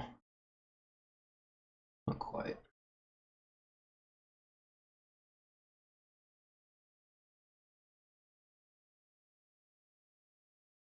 Okay.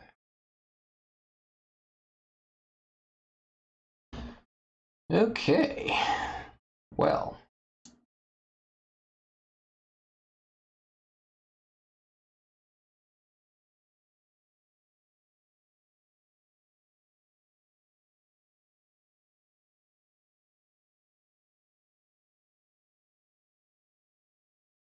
The red is dry.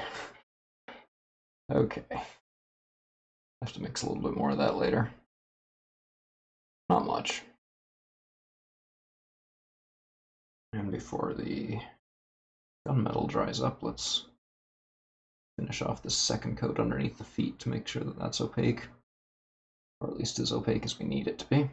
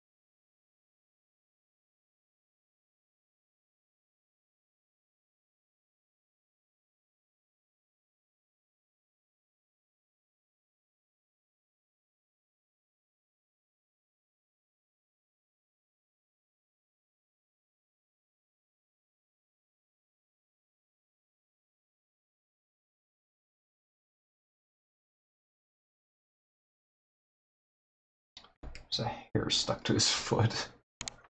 Of course there's a hair stuck to his foot.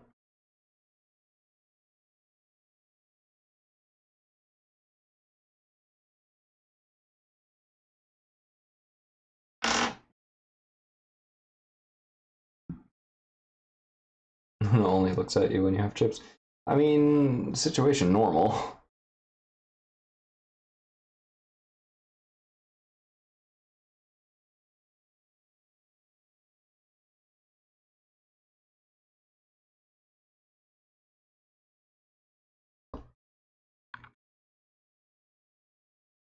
Okay. So the red bits need a bunch of touch up, but I think I'm going to wait on that until I've done the canopy and the blue on the arm. Because both of those are going to create more places where the red needs touch-ups. Doing that now just seems wasteful.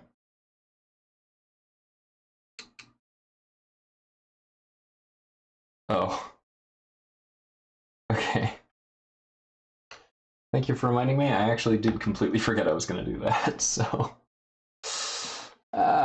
whoops.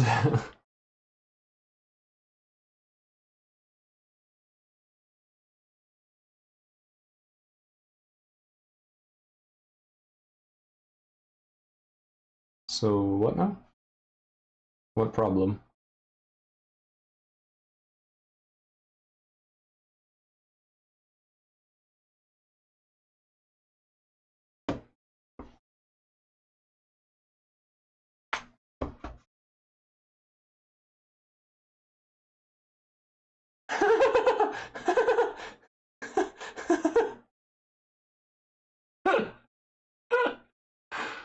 Automod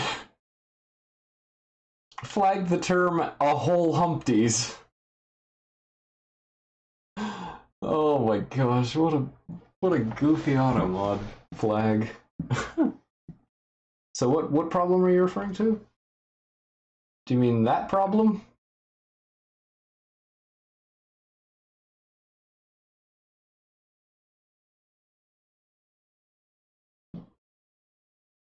So I can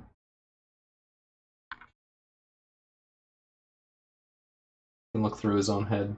There we go. Yeah, no, that's just because my chroma key is set such that pure yeah. The chroma key is set so that pure white and pure black are see-through. So there's a dye in the background that you can see through a little bit as well. And that is so that I can have concept art like this that doesn't take up the whole window. You can see up the top there's a little sliver so that it doesn't letterbox.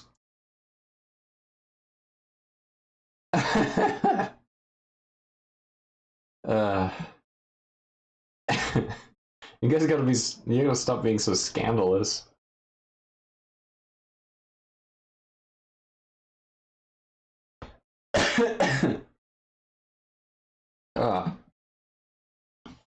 All right, so we gotta mix up some of our magic blue.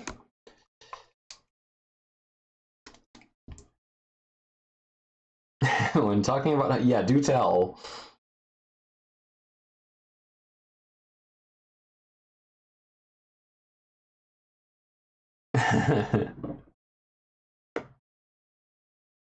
Yeah? How's that work out?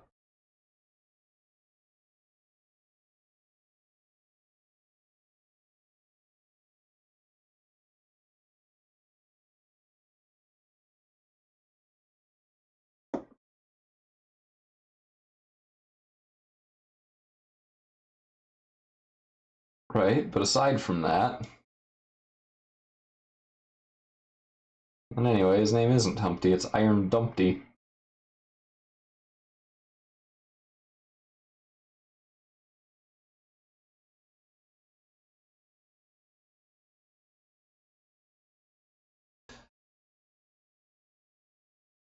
ANDAL was the flagged term. Automod, I do not understand you.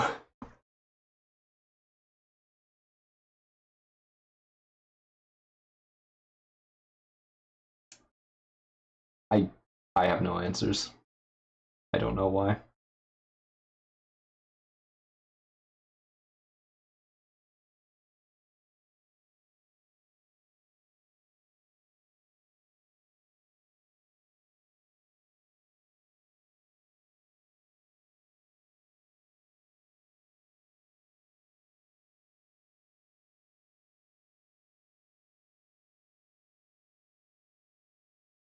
Oh.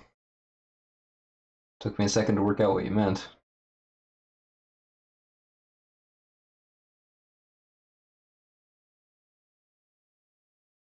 Oh, which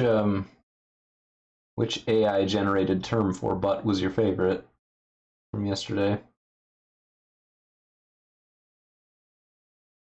Scanda. Well, no, it's not gonna work again because I already flagged it as allowed. So it's not gonna track that phrase anymore.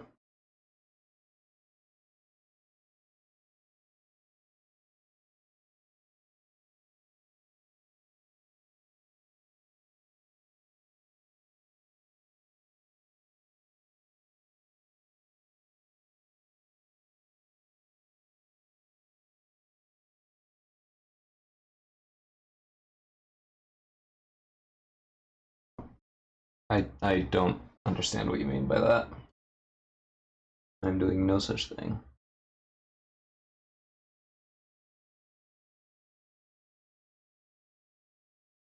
To be fair, you have kind of provoked Automod sometimes.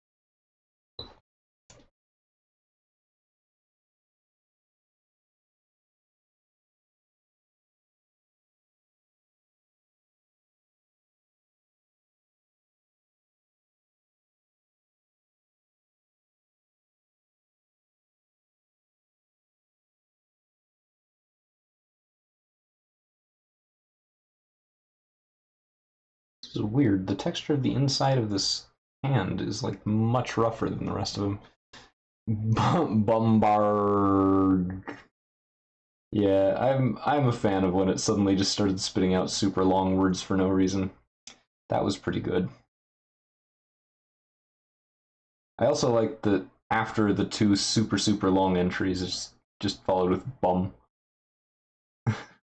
Just for no reason. Just bum.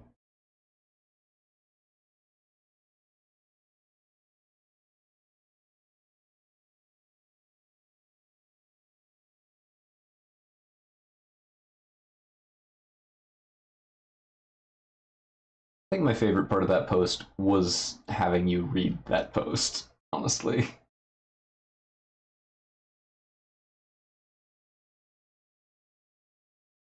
So your reactions to it were delightful. As expected, of course.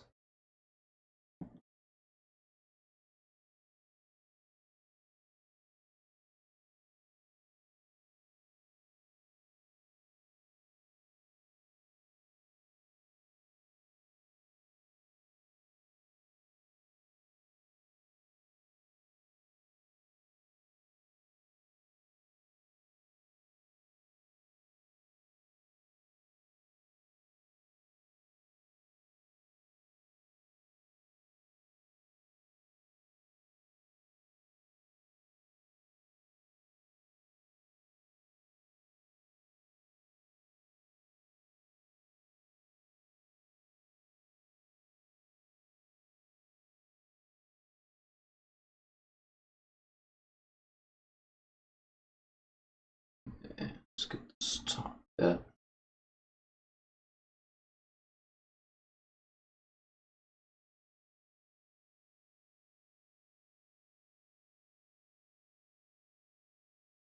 It's just a very inconveniently tiny little shape here.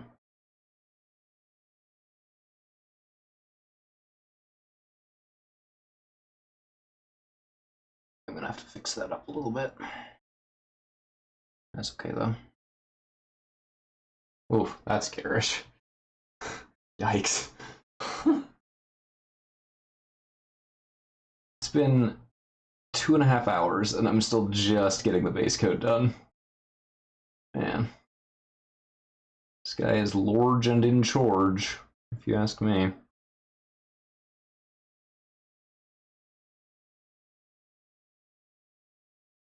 He's just so big.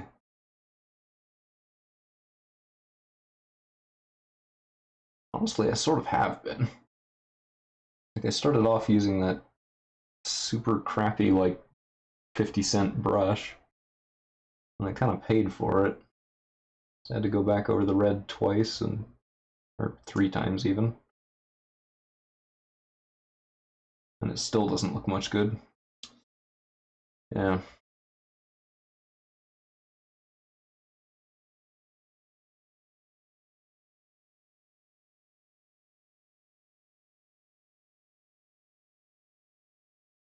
Yeah, this part of the blue is also going to need 2 coats to get put on over the red. Ah! So much! So much of it!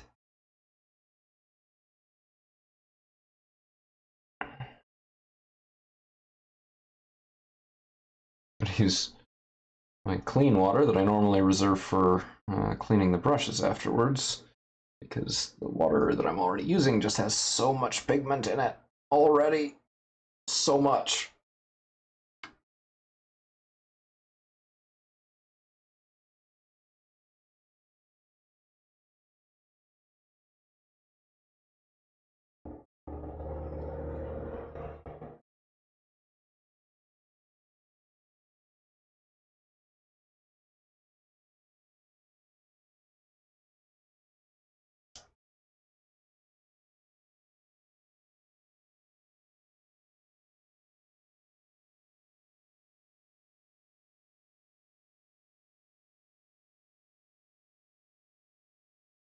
Just trying to clean up these lines a little bit before the gunmetal paint all dries up. Ugh. And I really thought this would go faster. Eh.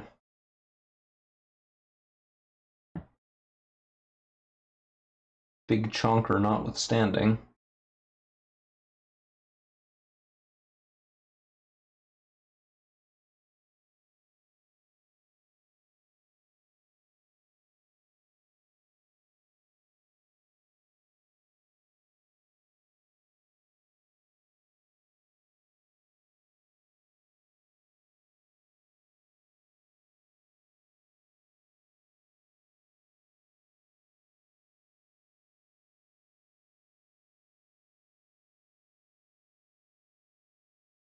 This is kind of what I was saying last week.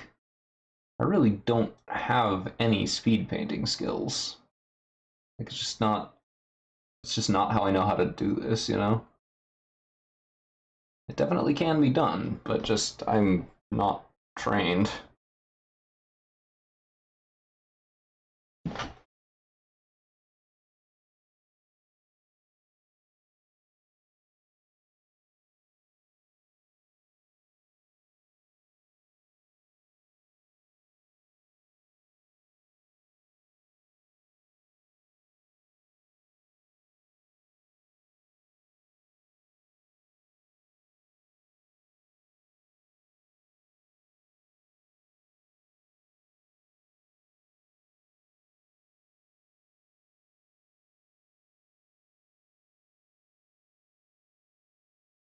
Okay.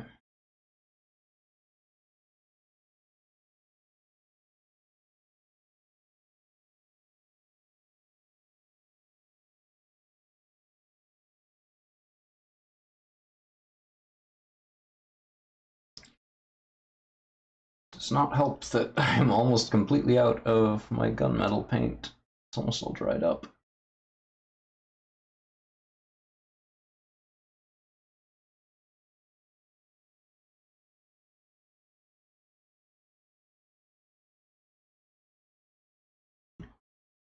Okay. Too many guns needed the metal. No, just one real big one. Thing's huge.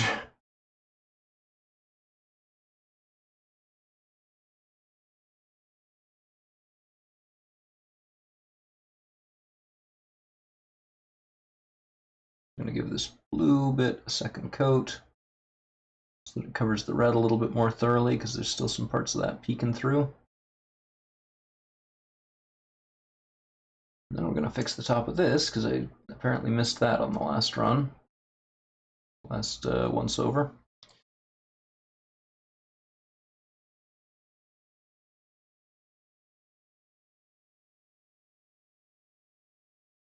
Like a little bit of paneling on top of this piece of the arm.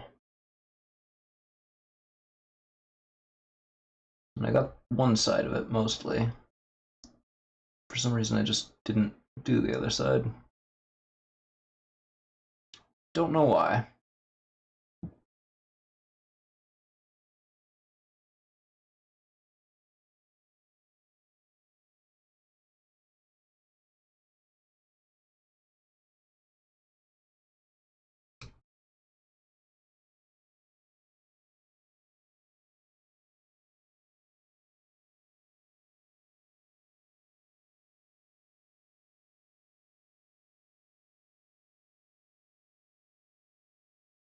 Okay. Almost happy with that. Just gotta clean it up a little more.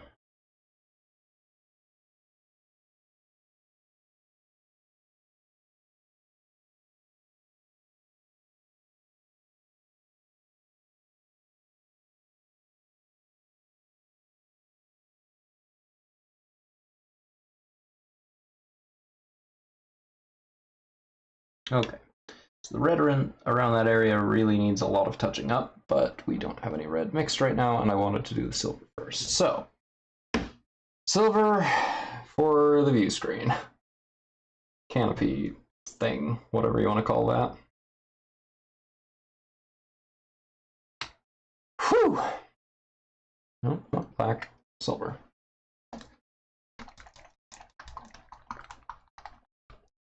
Listen to my paint shaking. I demand that you listen to the annoying noise.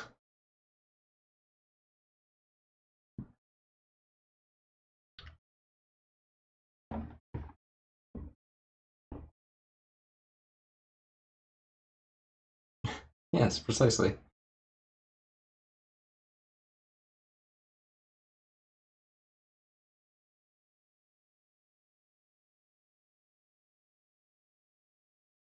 So we're going to thin this down just a touch more than usual, about half again as much thinner as I would usually use.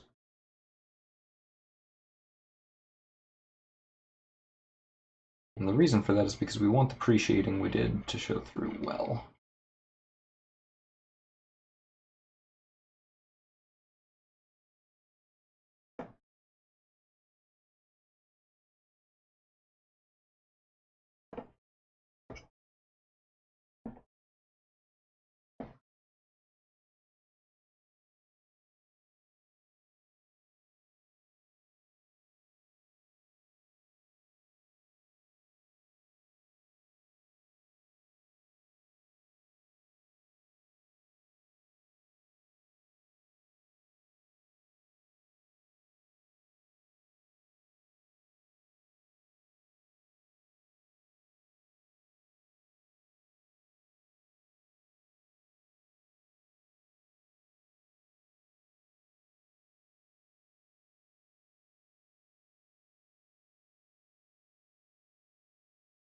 At this thickness, we probably want, let's say, probably 2 coats for it to get about as thick as I'm going to want it to be.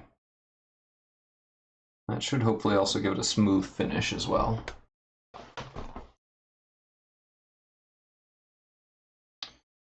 Sorry, just trying to adjust here.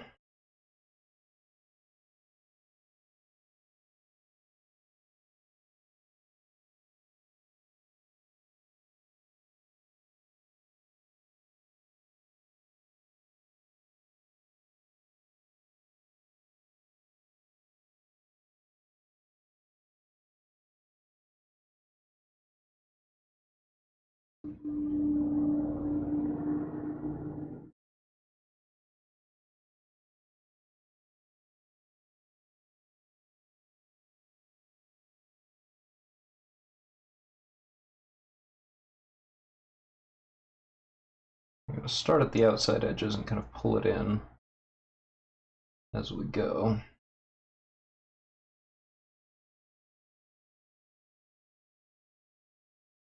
We may only want 1 coat, I'm not actually sure. We'll get the 1 coat on, let it dry, and see how we think it looks.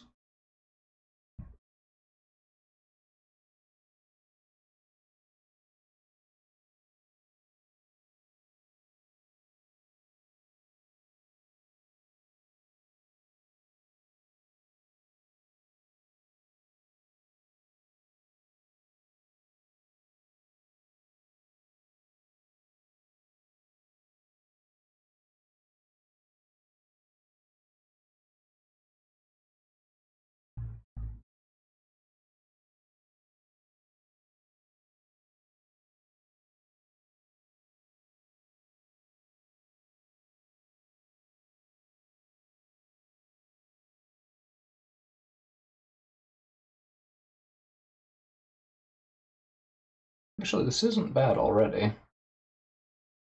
It's already in pretty decent shape. I'm kind of liking it. The 1 coat.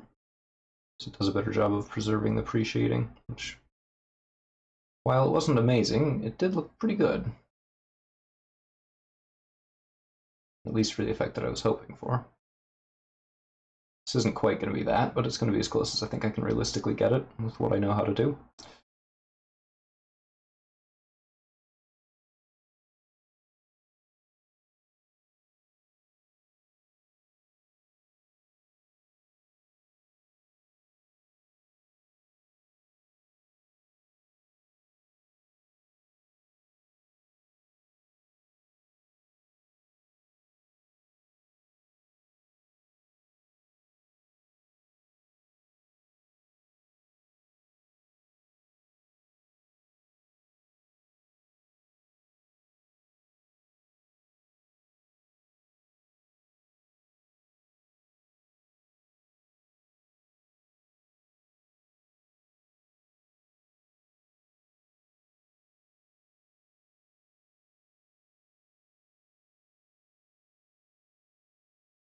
So basically the plan from here is that we are going to finish up this canopy bit, clean up the red paint,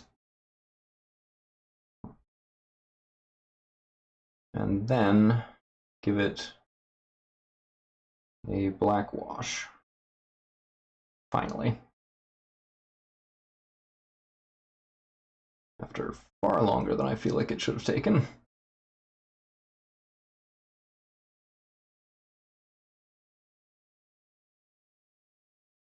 I mean, like, you guys have been watching me, I'm not going slow. It's just taking a lot longer than it should. Or than it seems like it should, I should say. It's more accurate.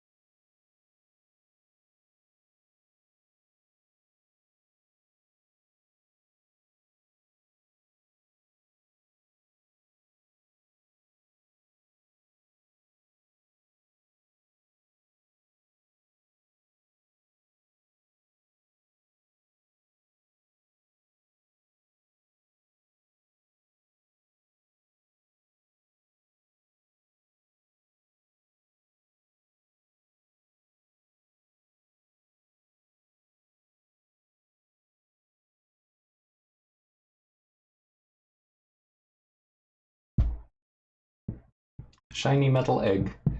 Yes. Egg.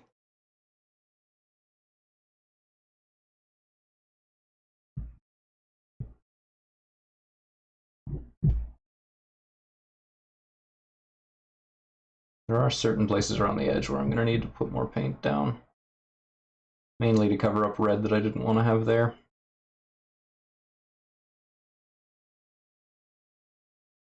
Which is a shame, it is covering up the pre-shading a little bit. Easter's done, but here we are with the Iron Humpty, or the Iron Dumpty. Geez, now you got me saying it.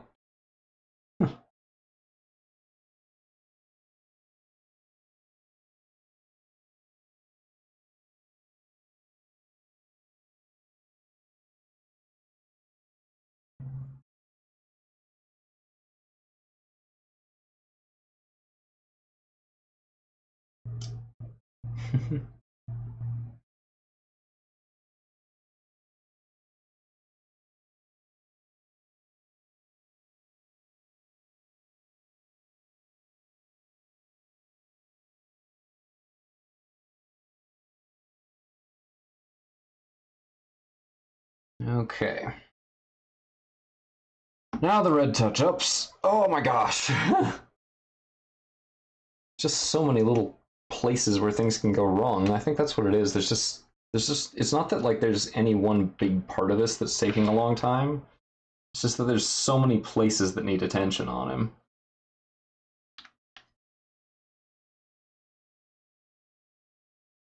So I have to keep going back to different spots over and over. Ah.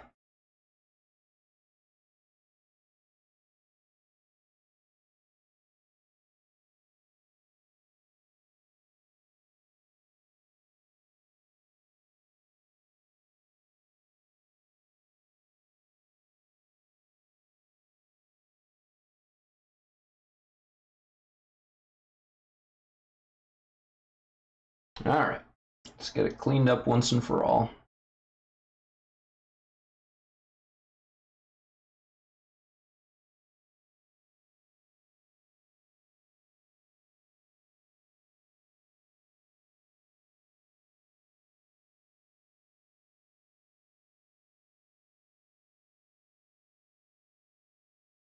Once the base coat is down, then we can start being a little bit more careless and just toss stuff on wherever.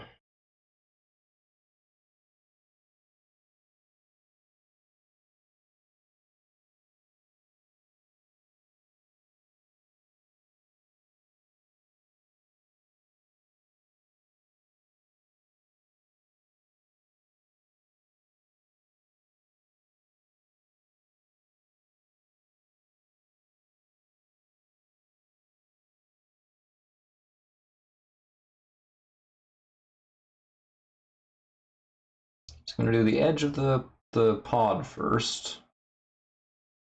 Pod canopy. Then we'll go over the area on the blue arm that needs it. And I believe that is the entire base coat, and we're ready for the wash. At long last, right before when the stream normally should have ended. I've missed so much of the stream this week. I'm just gonna stick this out till it's done, I think. Unless there's some pressing need not to. Which at the moment, I am not aware of.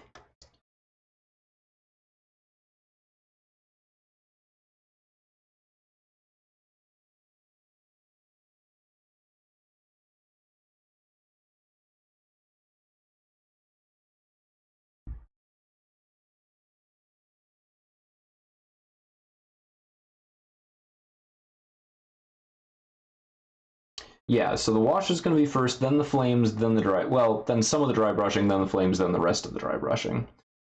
You'll see. It's kind of hard to explain, other than just that I'm going to do it in layers. Do the dry brushing in layers.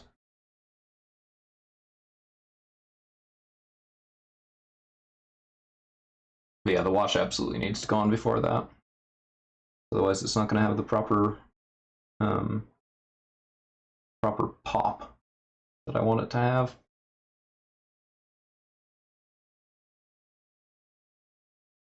It's looking much cleaner now, which is good.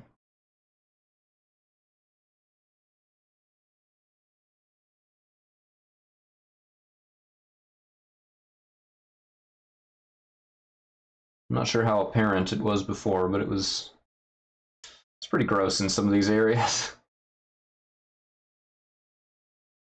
And before I forget, I'm also going to do the feet, because I keep forgetting that.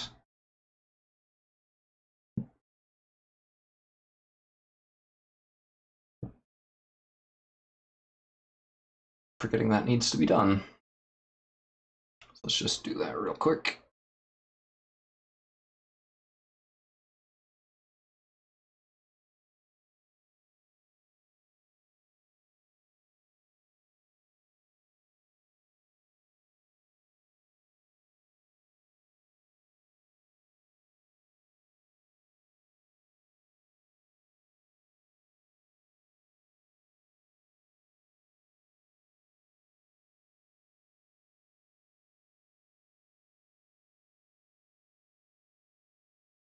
Okay. So that's 1 foot fixed.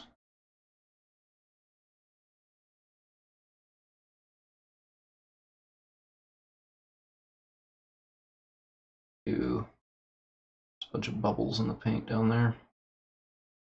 And it's already dried, so I can't get rid of them. Crap. That's a shame.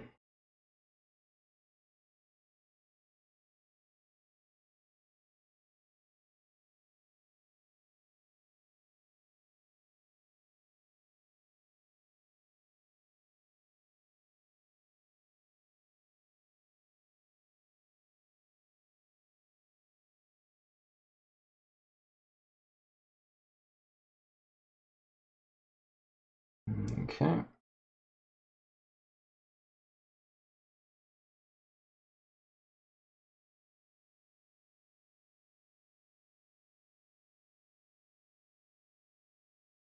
So that's the feet just about ready.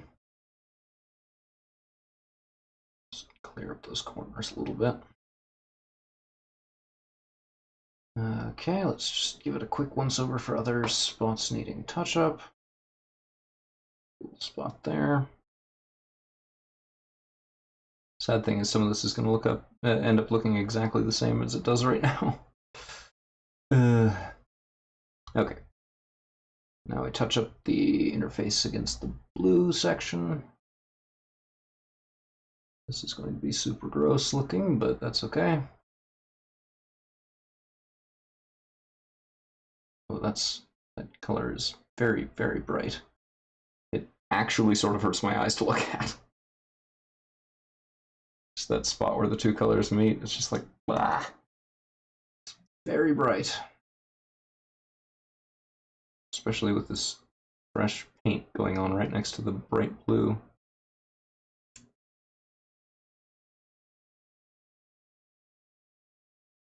Wow. Yeah, very bright.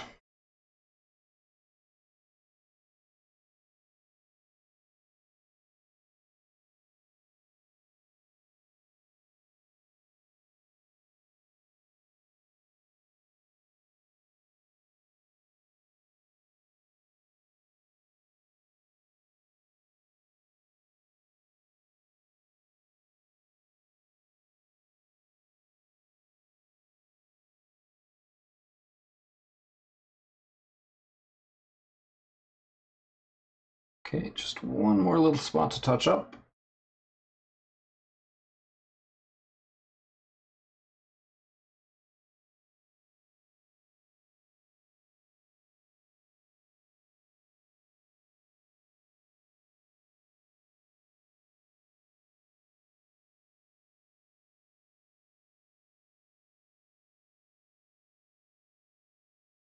Wow, holy crap, finally. Base coat, all done. Wow. Which means it's time for his close-up. I'm gonna bring him in so that he takes out the entire frame. He's got his little missile pack on his back there.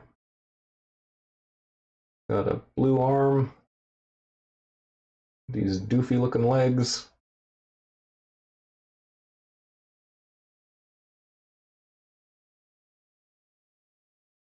He's got his red arm with the large gun. Little lights on his underbelly. This entire beast, at last, is base coated. Wow. Alright. So just to make sure that that's completely dry, before I move on, I am going to clean off this brush.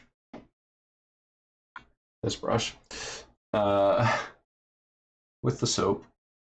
Just because right now it's super gross with the red paint in it from when I base coated it, and also that will make the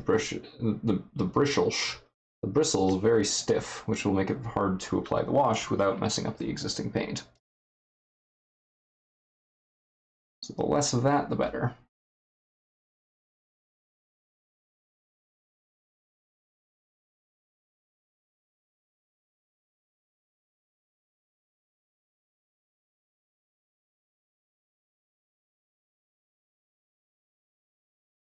Yeah, absolutely loaded with red paint still. Hard as I tried to clean it, it did not work. At least not with just the water. This is somewhat effective.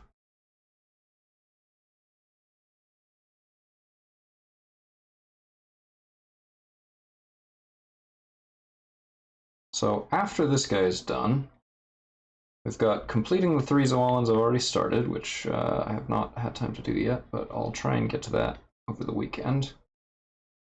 Not sure if that's going to be an option, but I'll try. 4 humans, 1 Zoalan that I'm saving for the stream, and that's it. That's the entire Battlestations collection.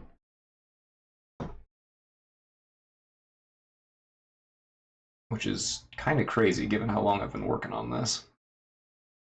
Kind of melts my brain a little bit to think about it seriously.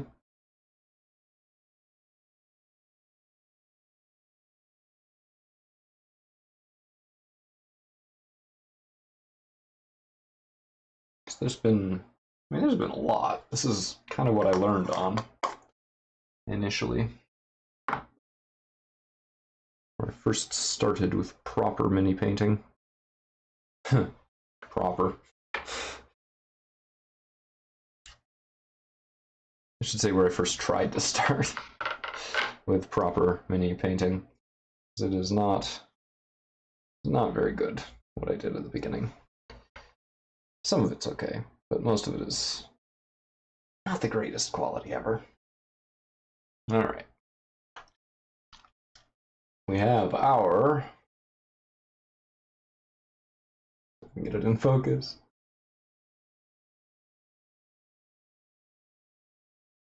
Black wash.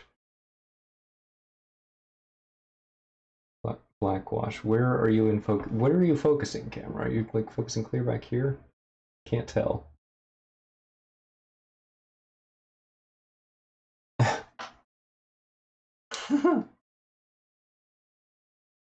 It's why you love me, or so I'm told.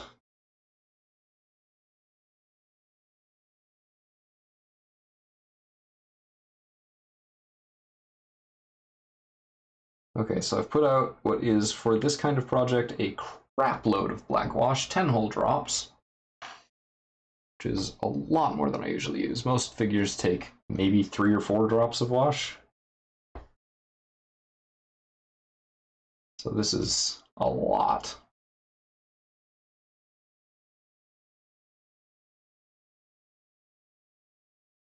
We're going to try and get it kind of everywhere. I'm paying special attention to the metallic areas. Give it just a quick go across the cockpit. Try and keep that from clumping up or leaving brush strokes. Don't know how well that's going to work, but we're going to try.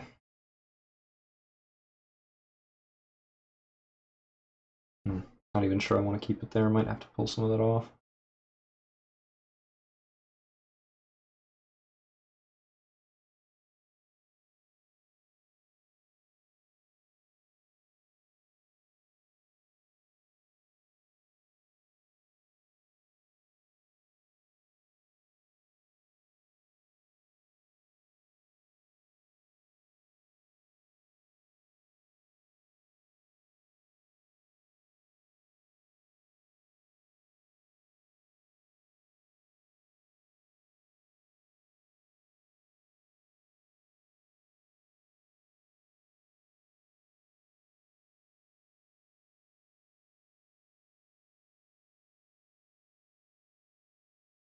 The places that I most want the black wash to sit are around the outside of the canopy, where we want it to be just really shadowy, and then on all of the metal bits. So they're going to be all grimy and sort of oily.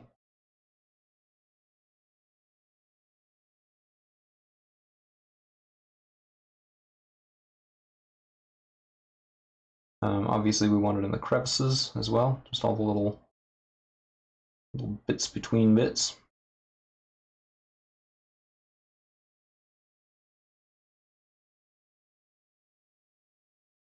But yeah, especially the metal bits, because that's going to make them look a lot more plausible.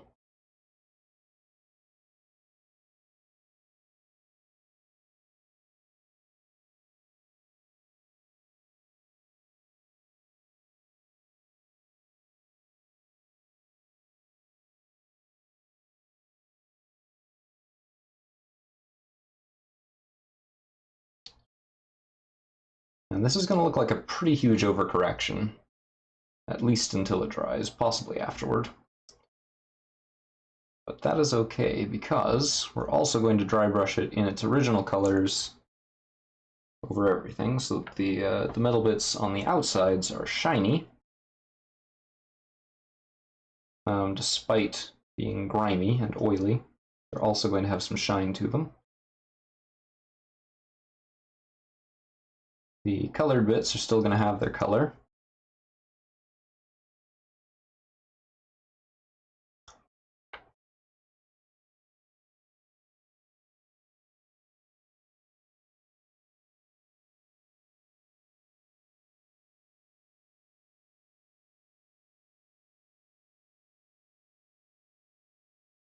And it's just generally going to look a lot more like used instead of all pristine and implausible. It is, after all, heavy battle armor on board a tiny, tiny, tiny spaceship, in all likelihood.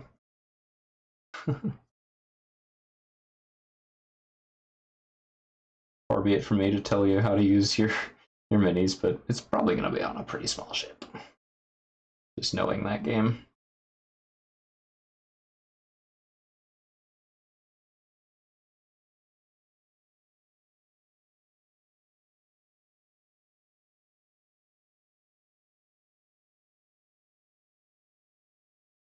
Scaling is very weird, that's true. I mean, it's definitely as realistic as you're going to get out of a game of its type. But that doesn't mean not weird.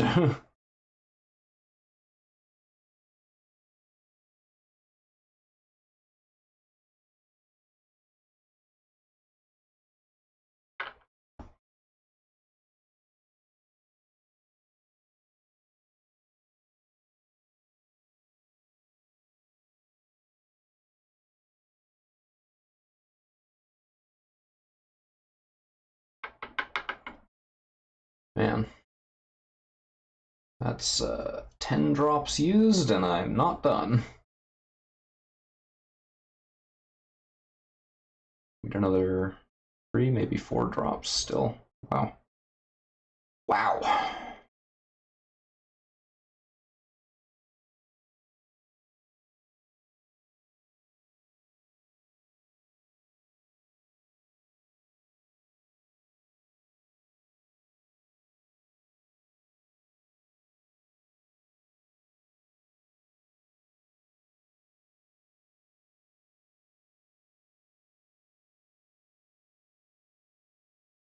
Yeah, need more wash. Let's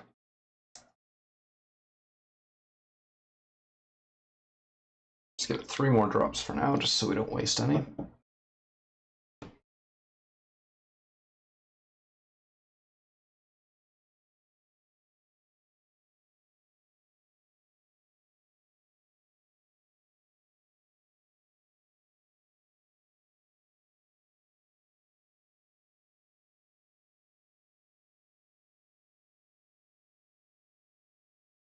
Okay, so that's his foot done.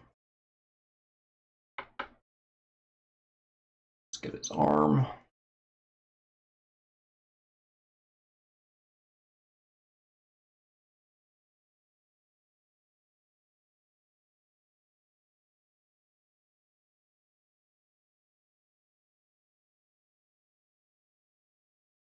Get the gun.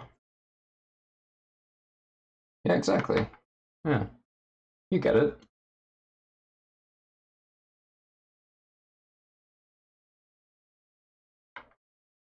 If it's not grimy, how will we tell that it's gross?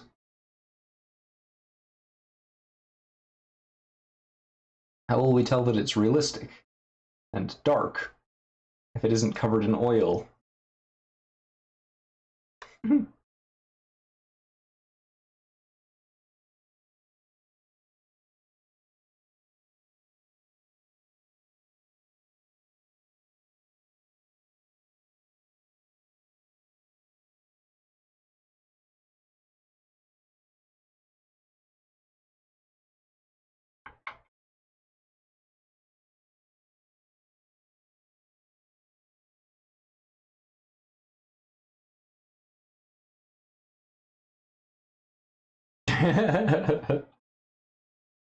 Yeah, see? We're on the same page.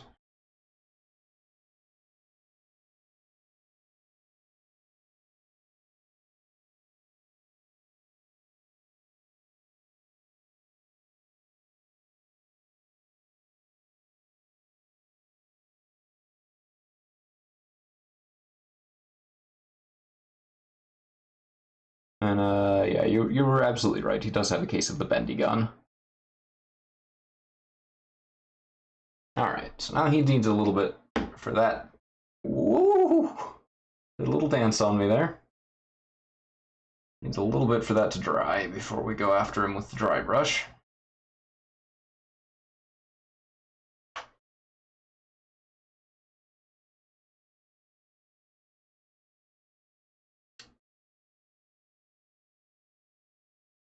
Yeah, there he is, midway through. Not quite, not quite, not quite. One step first after this dries. Yeah, there, it's focused now.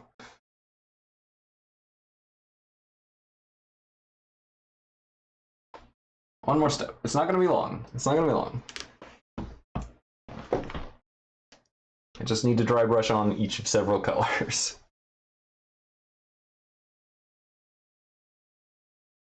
Then we can paint the flames, then we can do the last color of dry brush, and then it will be done! Ugh.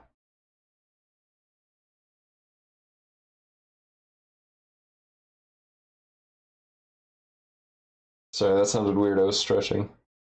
Oh no. Alright, yeah, go for it.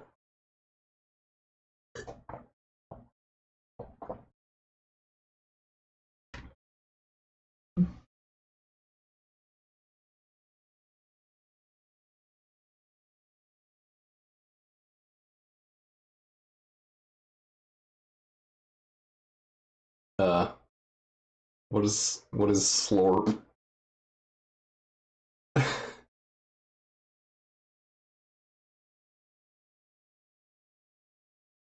It is a genuine delight because it is so stupid. I was. Oh, yeah. That's true. For my definition of beautiful, beautifully stupid. And that's as good as any other kind, I suppose.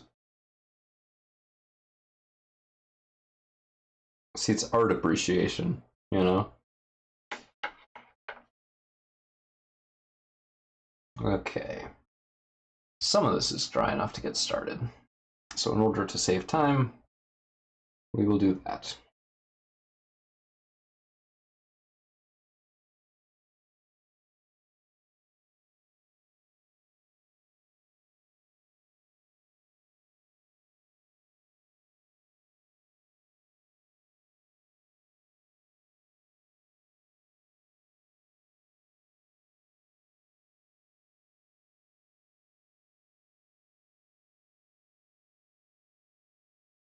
It's not quite having the effect that I intended. Let's change the color slightly.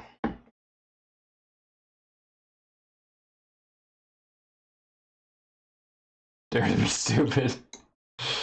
Yeah, we have learned our lessons well from Mr. Alfred Yankovic.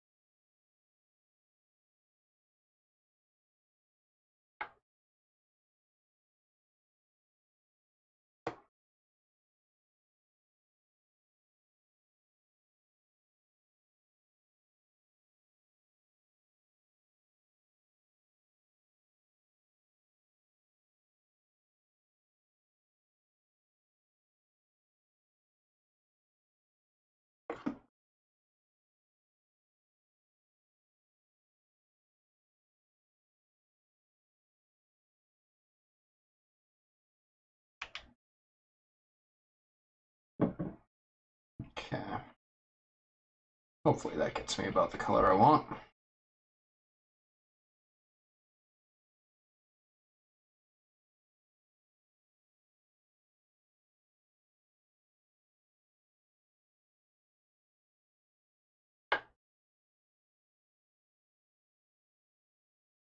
At the very least, it looks close.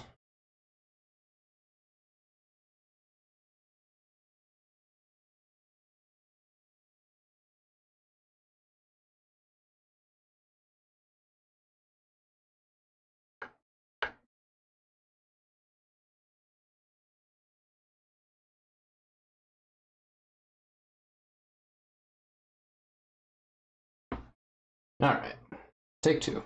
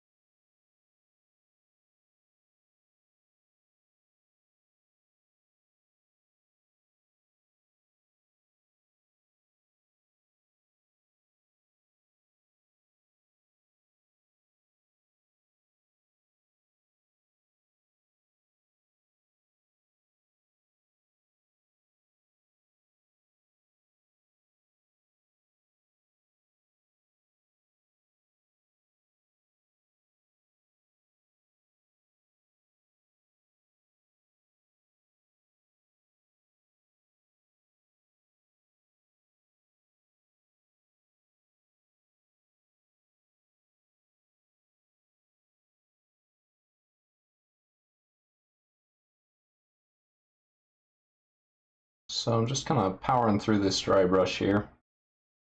Just kind of get the color down so we can move on to the more interesting stuff. Finally. Been a little sloppy, which has resulted in its back looking a little on the pink side compared to where I expected it to be.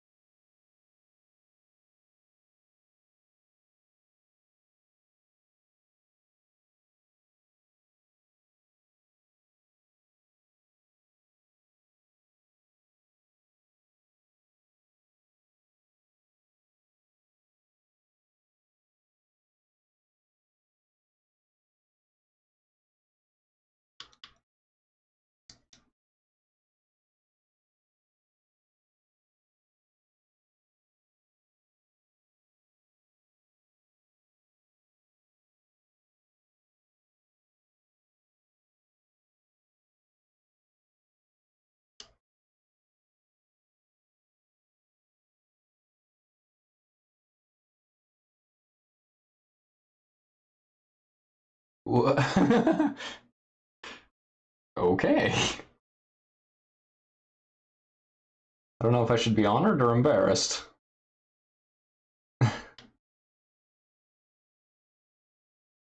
Maybe both.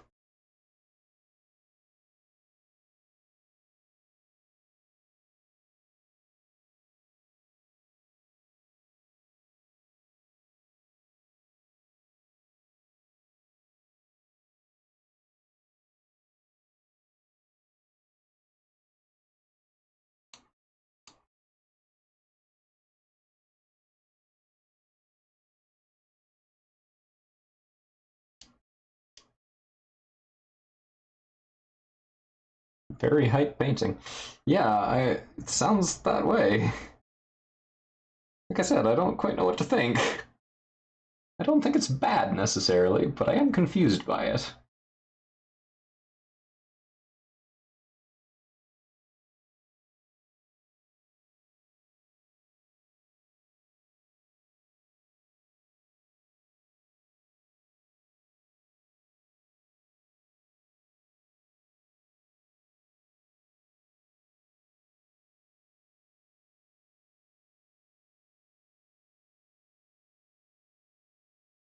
The greatest sport? What do you mean the greatest sport? Which thing are you referring to when you say that? Ah, yes.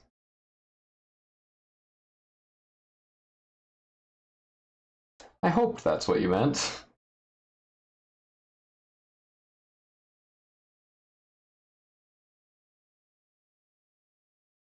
But it's kind of hard to be sure because you could have honestly been talking about Yu-Gi-Oh! For all I know.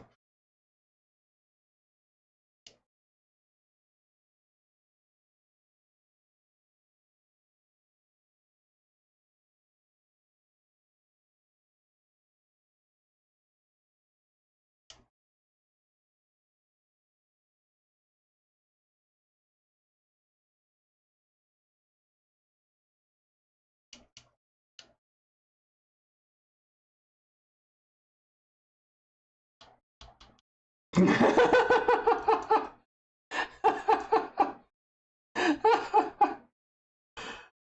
you guys are wonderful.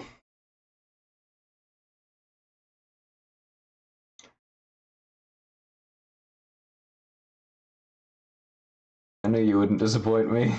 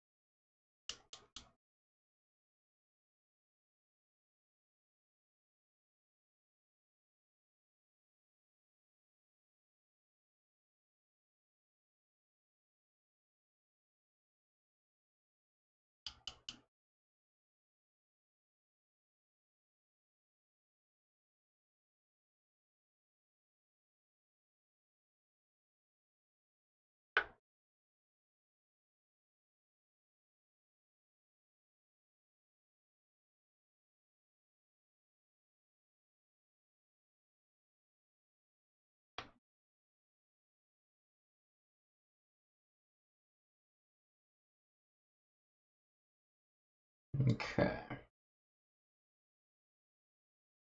Got all that gratuitous pink all over him now. Move on to the blue, the silver, and the gunmetal.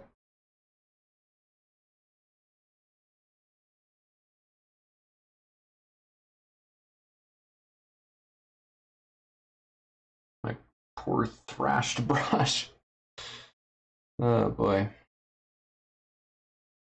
It's doing its best.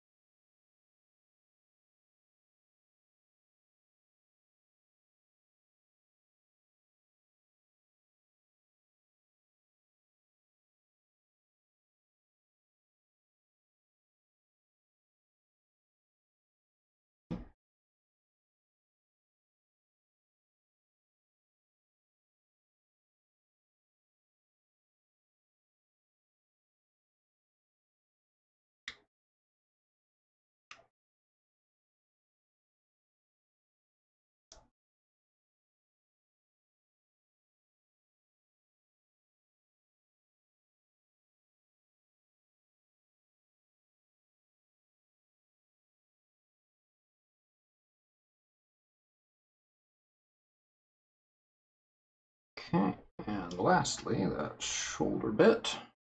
And the blue is done.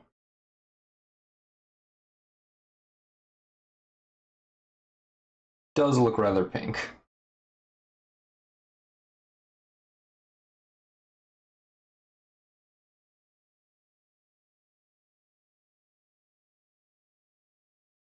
Big part of that is because I did not load my brush very well, very carefully when I dry brushed those parts. And another part of that is that I was not very cautious when I mixed that color.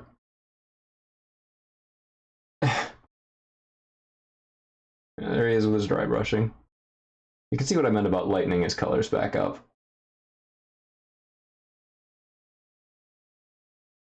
It's most visible on that hand bit right there. See, camera, please, thank you. Yeah. Yeah, proper like robot bits now.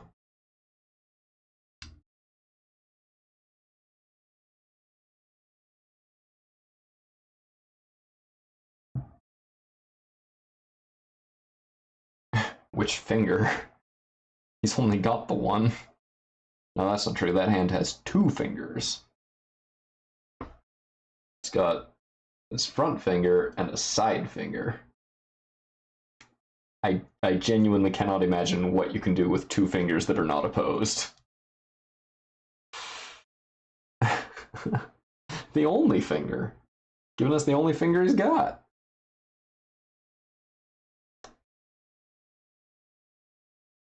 Just gonna go back over his canopy.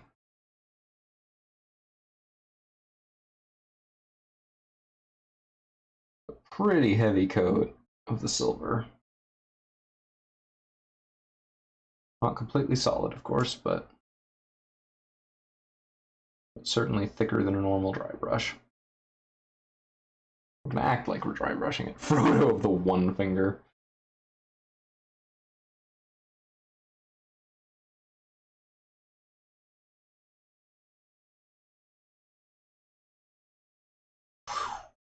Yikes. That's not where that paint goes.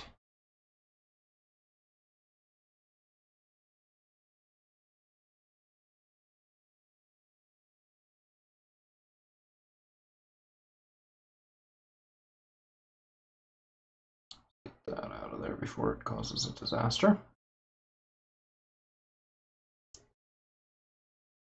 I still haven't actually. Seen like little bits and pieces, and it's just weird looking.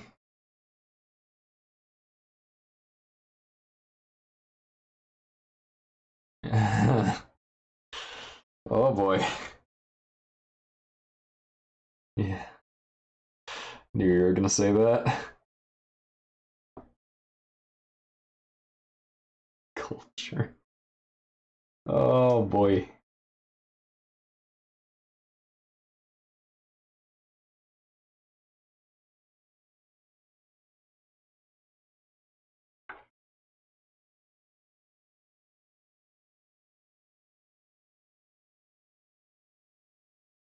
I guess it's only fair that I have a forfeit too if I'm gonna get you to watch One Punch Man.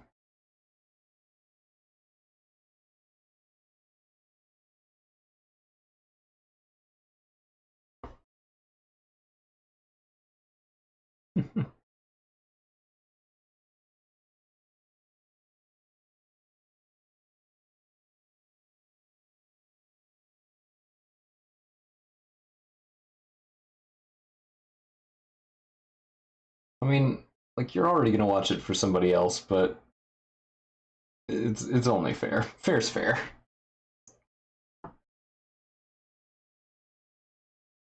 Because I also benefit.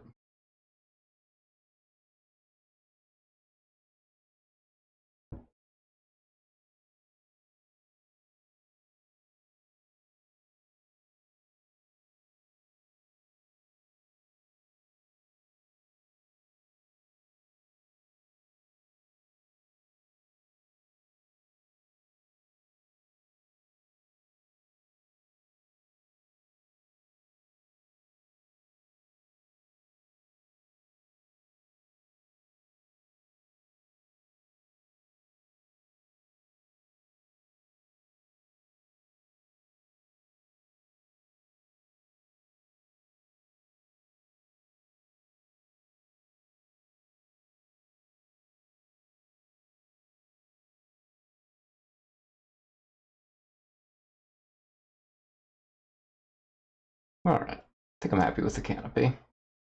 Still a bit grimy looking, but that's okay. Don't watch me cringe. Oh boy. I mean, you've seen me cringe just at stills from it.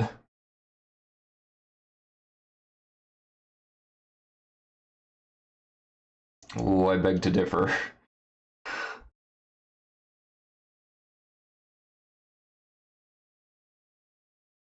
Okay, now we need more of the gunmetal. Well, actually, no, we don't need more of the gunmetal just yet. Now it is time for flames. Flems. Flems.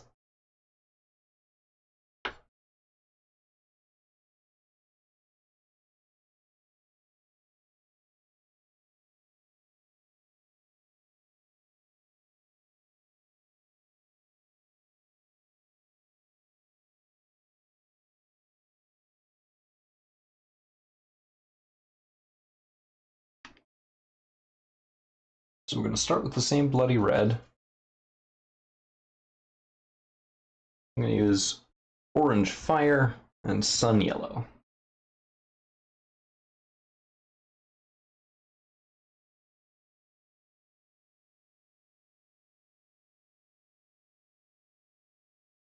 similar but not identical to the color selection that we used for the Spellweaver back when.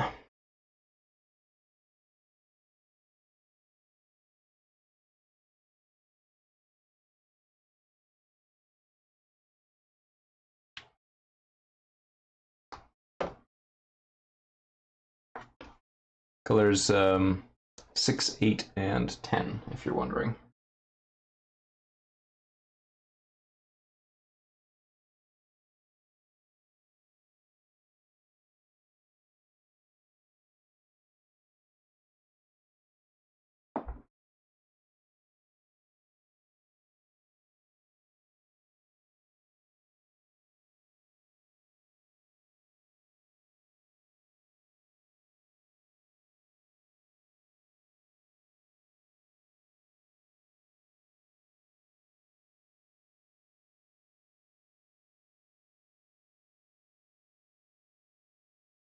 Just real quick mixing some of this together. I'm trying really hard not to get the other colors that are on that part of the palette into it.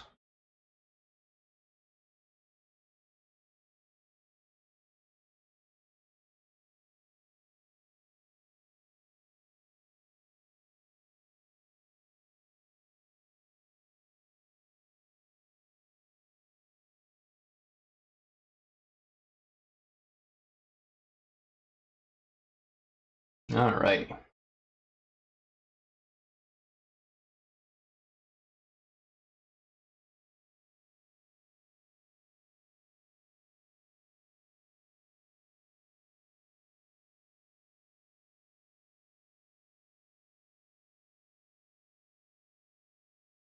Well, not already. This brush is all stiff.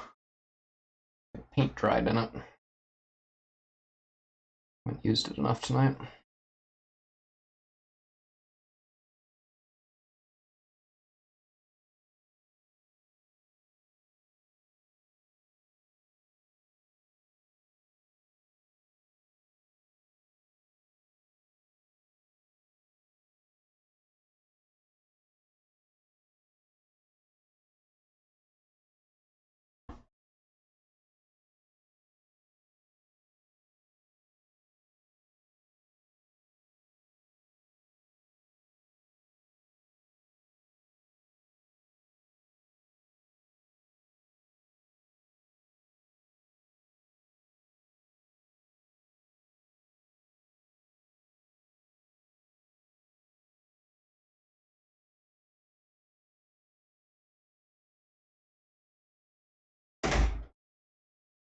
Oh, hello. What's up? Oh, okay. Yeah, sorry. Oh, excuse me. The only 3 gloves that we have left. Grand.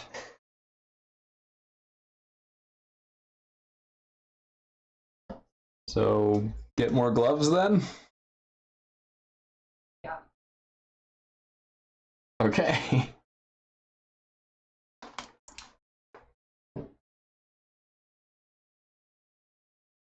Doing this a little weirdly. Hopefully it won't come out too badly.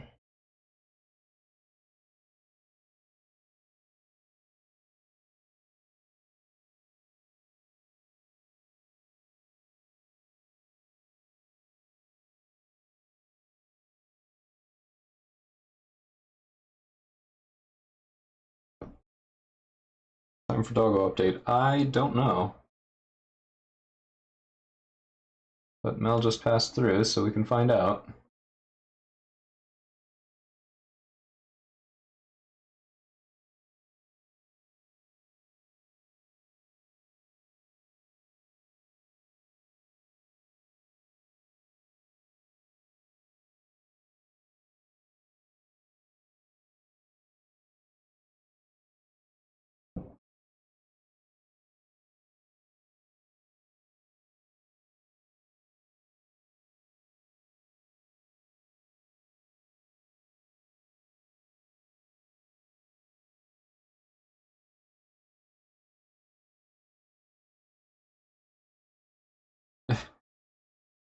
Probably the actual like dead center, if I'm unless I miss my guess.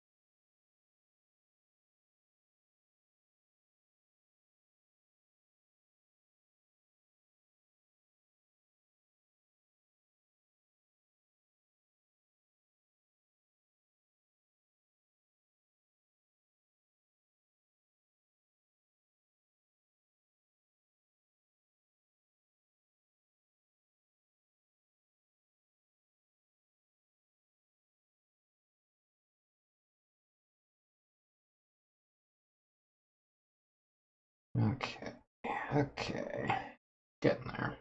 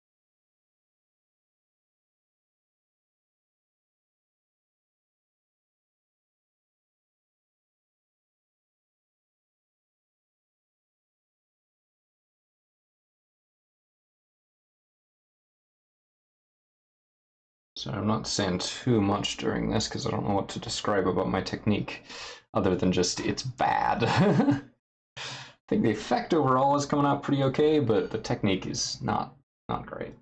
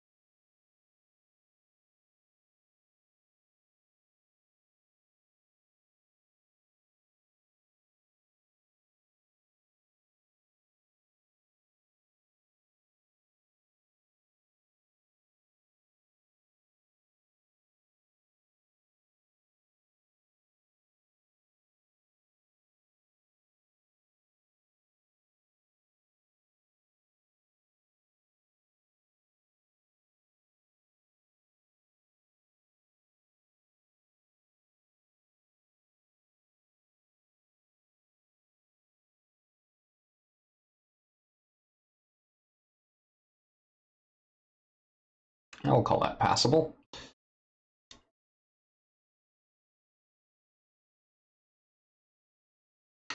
We will call that passable.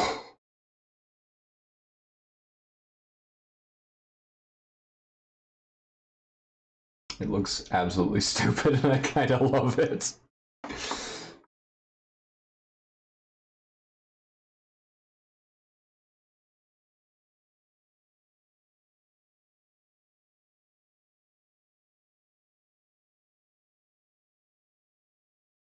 How do I like it? Is it acceptable?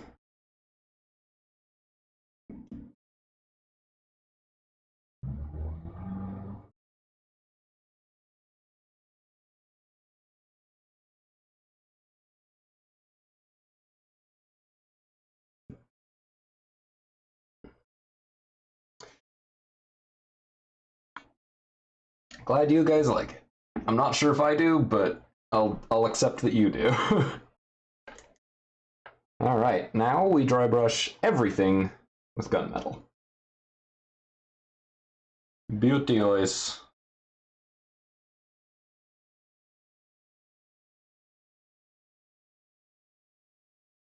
The reason that we waited until the very end to do this is because it has probably been in battle since the flames got painted on.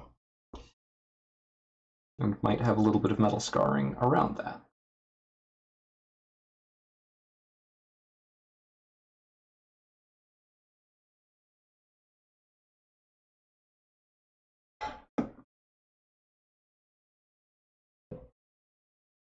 So what this will do is allow us to show like distress on the edges of the metal parts, where the paint may have worn away or been chipped at.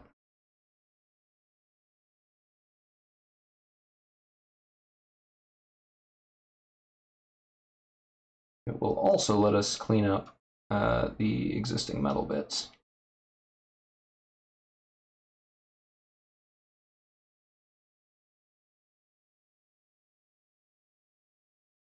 Start with just the blue arm, then just the red arm, just to kind of keep straight what we're working on and make sure not to overlap too much.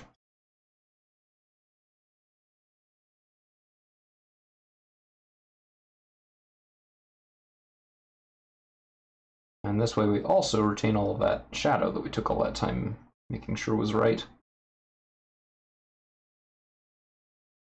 So we get kind of the best of both worlds. We get the distressed metal.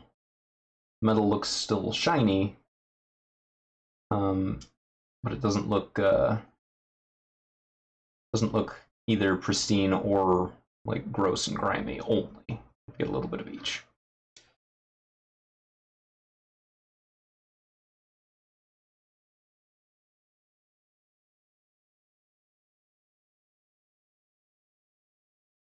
And by paying some special attention to the areas around the joints, we can also make clear where the real world usage distress would be.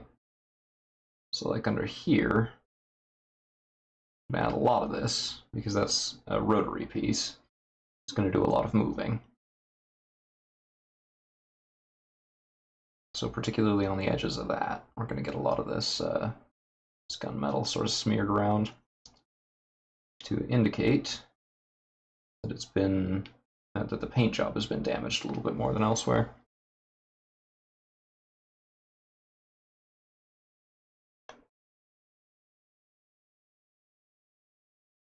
Gun first.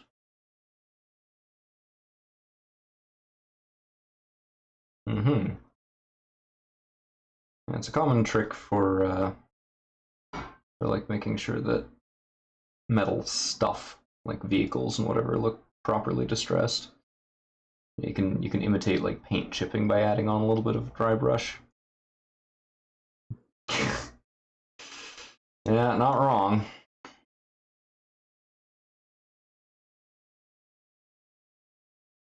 Burp my guns! Gotta keep my guns. So you know how extremely necessary hunting is in in our modern post-industrial world.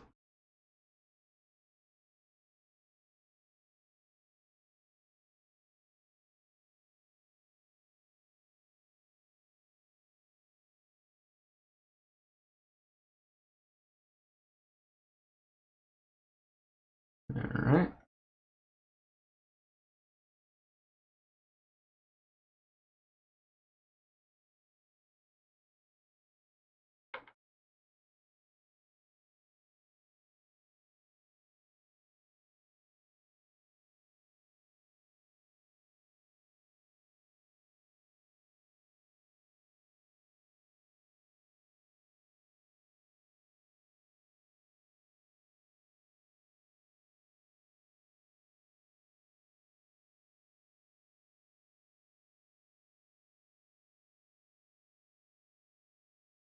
Right. That's an immense and immediate help. So I've only hit one of these hexagonal bolt joint things with this, so I can give you a good comparison of what this looks like before and after, so you can kind of see what I'm talking about a little bit more clearly. Bear with me just a second to get the rest of this done.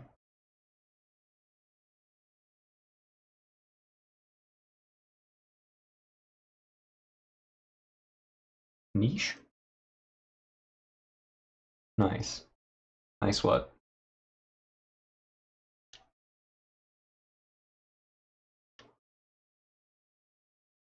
Just that I'm gonna give the comparison, or what? Did I did I do something good? Should I be taking credit for something?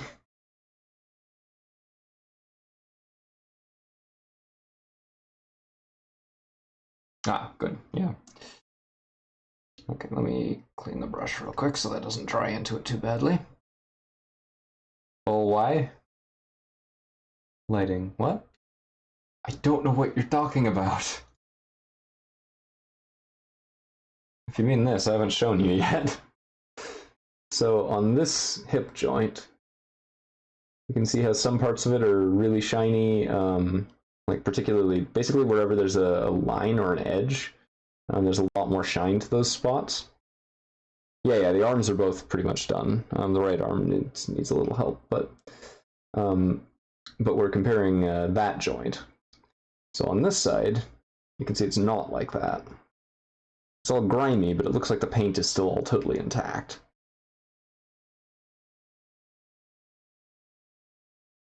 So I did actually get a little bit of it on right there, like just that spot. That's the only side. But if I put it in the light, you can see right there how it just suddenly gets all shiny on that one spot. Basically, if that, like in real life, if if like a piece of construction equipment like glances off of something, the paint chips off, but only on that little raised portion.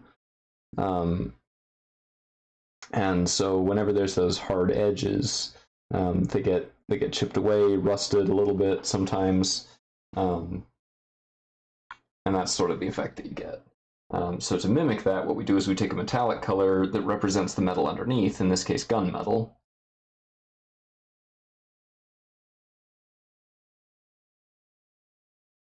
And then as we dry brush it over, only those raised bits that would get that damage get sort of lit up by it.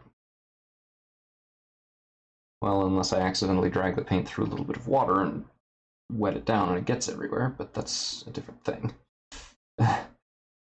Doggo update. She lifted her head for 10 seconds. Oh boy. Brave.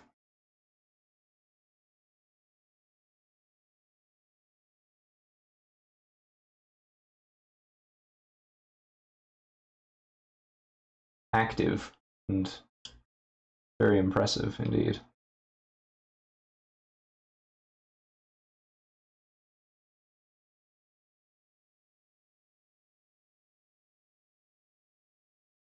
So strong.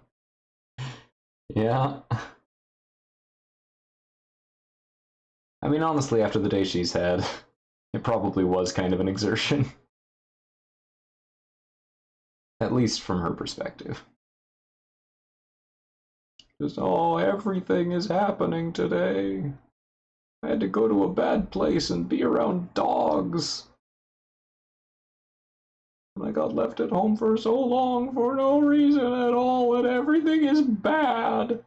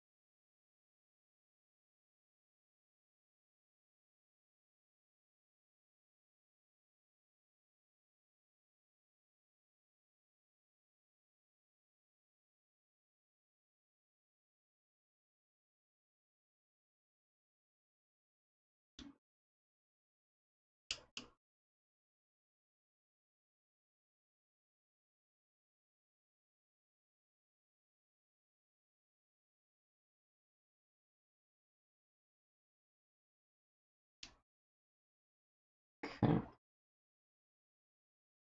Got most of his limbs. Right arm still needs a little more.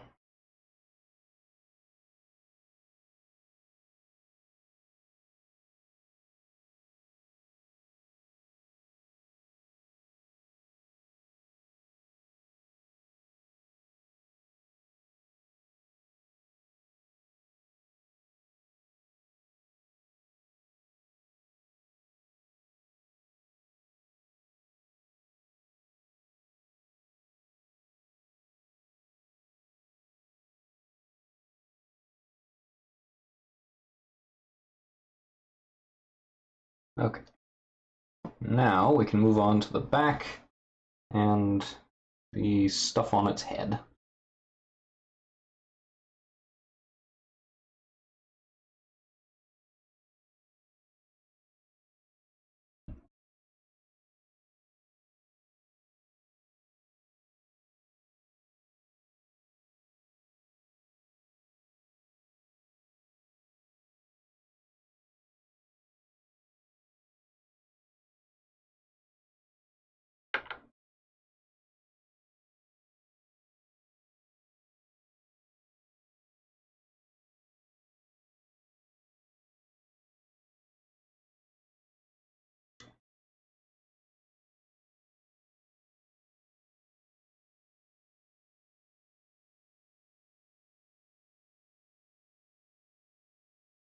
Yeah, so now even the flame paint has been slightly distressed.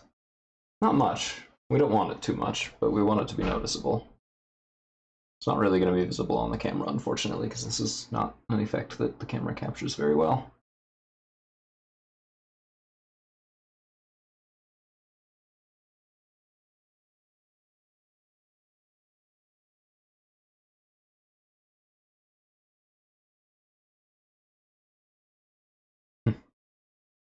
Distraught.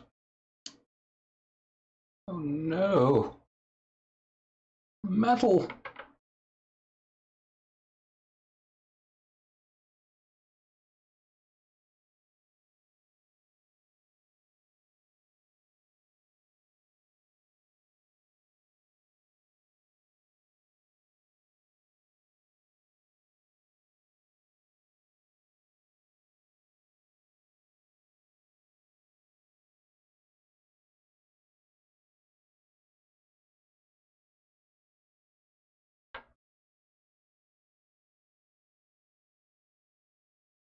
Almost got it.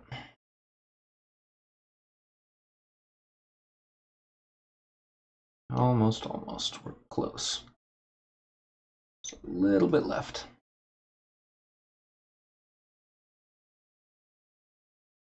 Kinda ready to be done with this guy.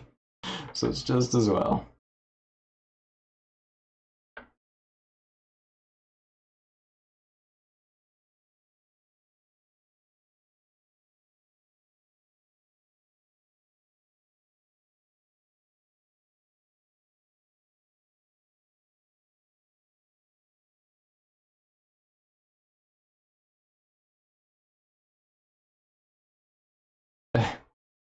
No, I'm normal. It's fine. I'm fine, you're fine. Everything's fine. Why are you looking at me? What did I do? All right. I think, at last, it's ready.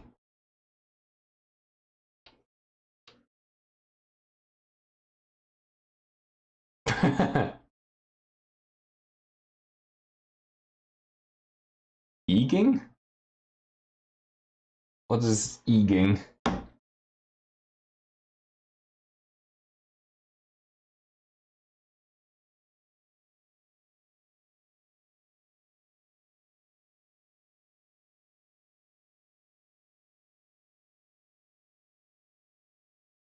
Oh.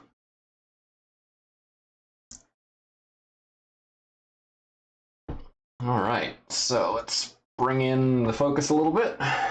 Not quite as far as we usually would, because this thing is huge.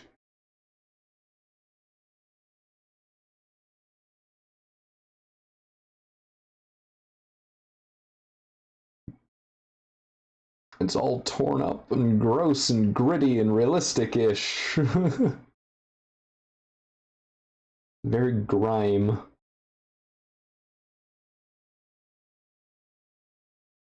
Some parts of the dry brushing I'm not super happy with, but other parts I am very happy with. So, the Iron Dumpty is complete. I can close most of these tabs now. Yeah. This guy is my next project. But we'll get there in due time. So,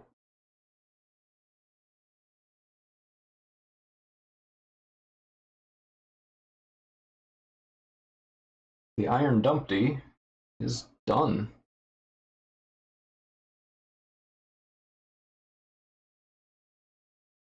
Get the blue tack off its stand and we can set it aside for the night.